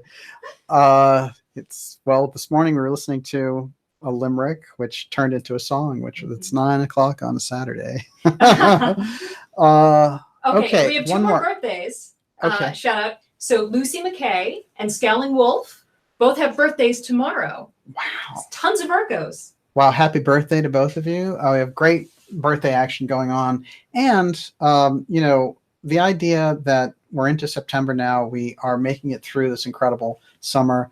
It's going to be remarkable because things are really picking up. Things are really moving. The information is starting to flow. I'm going to mention that we have a page up at the Dark Journalist website called, you go to darkjournalist.com/xmaster.php. That's the master page for all the episodes. So it's darkjournalist.com/xmaster.php. All the episodes will be uploaded there, and it's kind of the easy way to get at them. I'd recommend everyone sign up for the newsletter while you're at the site. Subscribe to the site, get behind the work and the important things that we're doing here at the X Steganography series. There's going to be some incredible guests coming up for you this fall. And it's going to be off the charts, any more off the charts than it's already been. You know, we've done 25 weeks here. It's actually 27 episodes, even though it's part 25, because we always do a two-parter when we're at the end. But it's an incredible thing to get to episode 25 and have so many people deep into the topic with us. You know, we're heading towards 2 million views on the shows. And, you know, considering how deep the information goes, it's quite remarkable. So I'm very pleased about that. And we enjoy being here with you and learning these things with you. And we're going to go where the information and the search for the evidence takes us. And as you can see, it's going exactly where we need to go. And we're really going to have to do another episode on High Brazil and on haplogroups, and because, you know. Oh, it's coming up. It's coming. It's coming up. High Brazil almost made it into this episode because that's that interesting legend about that island that was right off of Ireland. And it's great to have Ireland kind of step up. You know, last September I did a conference where they beamed me in to Ireland, and there was a wonderful woman there. I can't think of her name right now, but she was giving this lecture on Egypt in Ireland and this whole crossover of the two cultures, and it was eye-opening. But I did that conference, and I think it was called Ireland Awakens, and I know that Miles Johnston set it up, and they did a really good job with it. All the presentations are top-notch, and I enjoyed being with that. But my impression was, as I was beamed into there to that audience, that this was a great audience. You know, the people in Ireland were very curious. They had a great esoteric sense and a great understanding of the essence of the magic behind these subjects. We wanted to really go deep tonight on the Tuatha De Danann and how linked with Atlantis they are. And so now I think we got a much better picture of where that's going. We will see you. We'll be back with another X episode actually a week from Friday. So that's the 14th. And then next Friday, we'll have a new episode, a non-X episode for you. Some incredible stuff also coming up for September. So please stay with us. And I see a lot of great people out there now. Katie and David Taramina. It's great to see you out there. Always great questions. And Thomas Tyson, Occult Priestess, Soft Ally. Yeah, fantastic. You made it a great chat. Thank you so much. And Olivia, what can I say? You know, everybody always is asking for a reading list. And when are you going to put one together? No. Well, we have a remarkable one. The thing is, we're gonna feed it out. We're putting together these X pages for subscribers first, and then we're gonna feed information out. But yeah, no, there's all kinds of nice materials coming up this fall. We are really going into overdrive for the X series. The other thing is everyone's asking about Stan Deyo and when we may have him on again.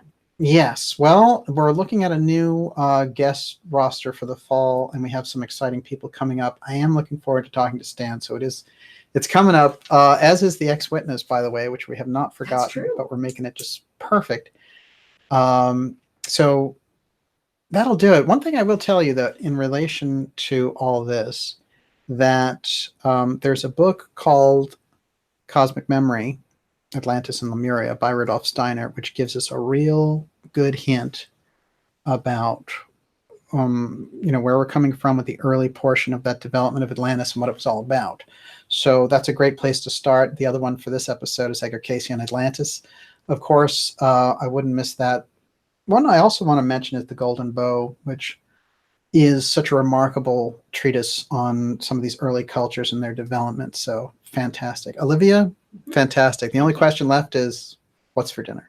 Now I'm starving. So I don't know, maybe tacos tonight. Let's have a big round of applause for Olivia, who took her Labor Day and decided to come here with me and do this remarkable show on the Tir na Nog. I want more. This seems so short tonight.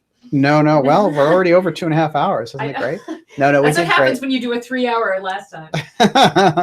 Thank you so much. But by the way, we're going to be bringing in something relating to the Celtic, Druidic, Tuatha De Danann side to the X Steganography. So there's going to be more to come on this for sure. Thank you so much for being with us on this special Labor Day broadcast. And for our friends who are usually hours and hours ahead, thank you for joining us on the European side and in Ireland. Thank you so much. We will be seeing you next week, and have a great night. Thanks, everybody. Fantastic. But you didn't say what you were hungry I'm for. Starving. Well, you must have some good ideas. Maybe tacos, nachos, any of that. I knew the tacos were coming up. I just know. We were overdue for tacos. Thanks, everyone. Hey, how about that funky lighting? I think it worked out okay.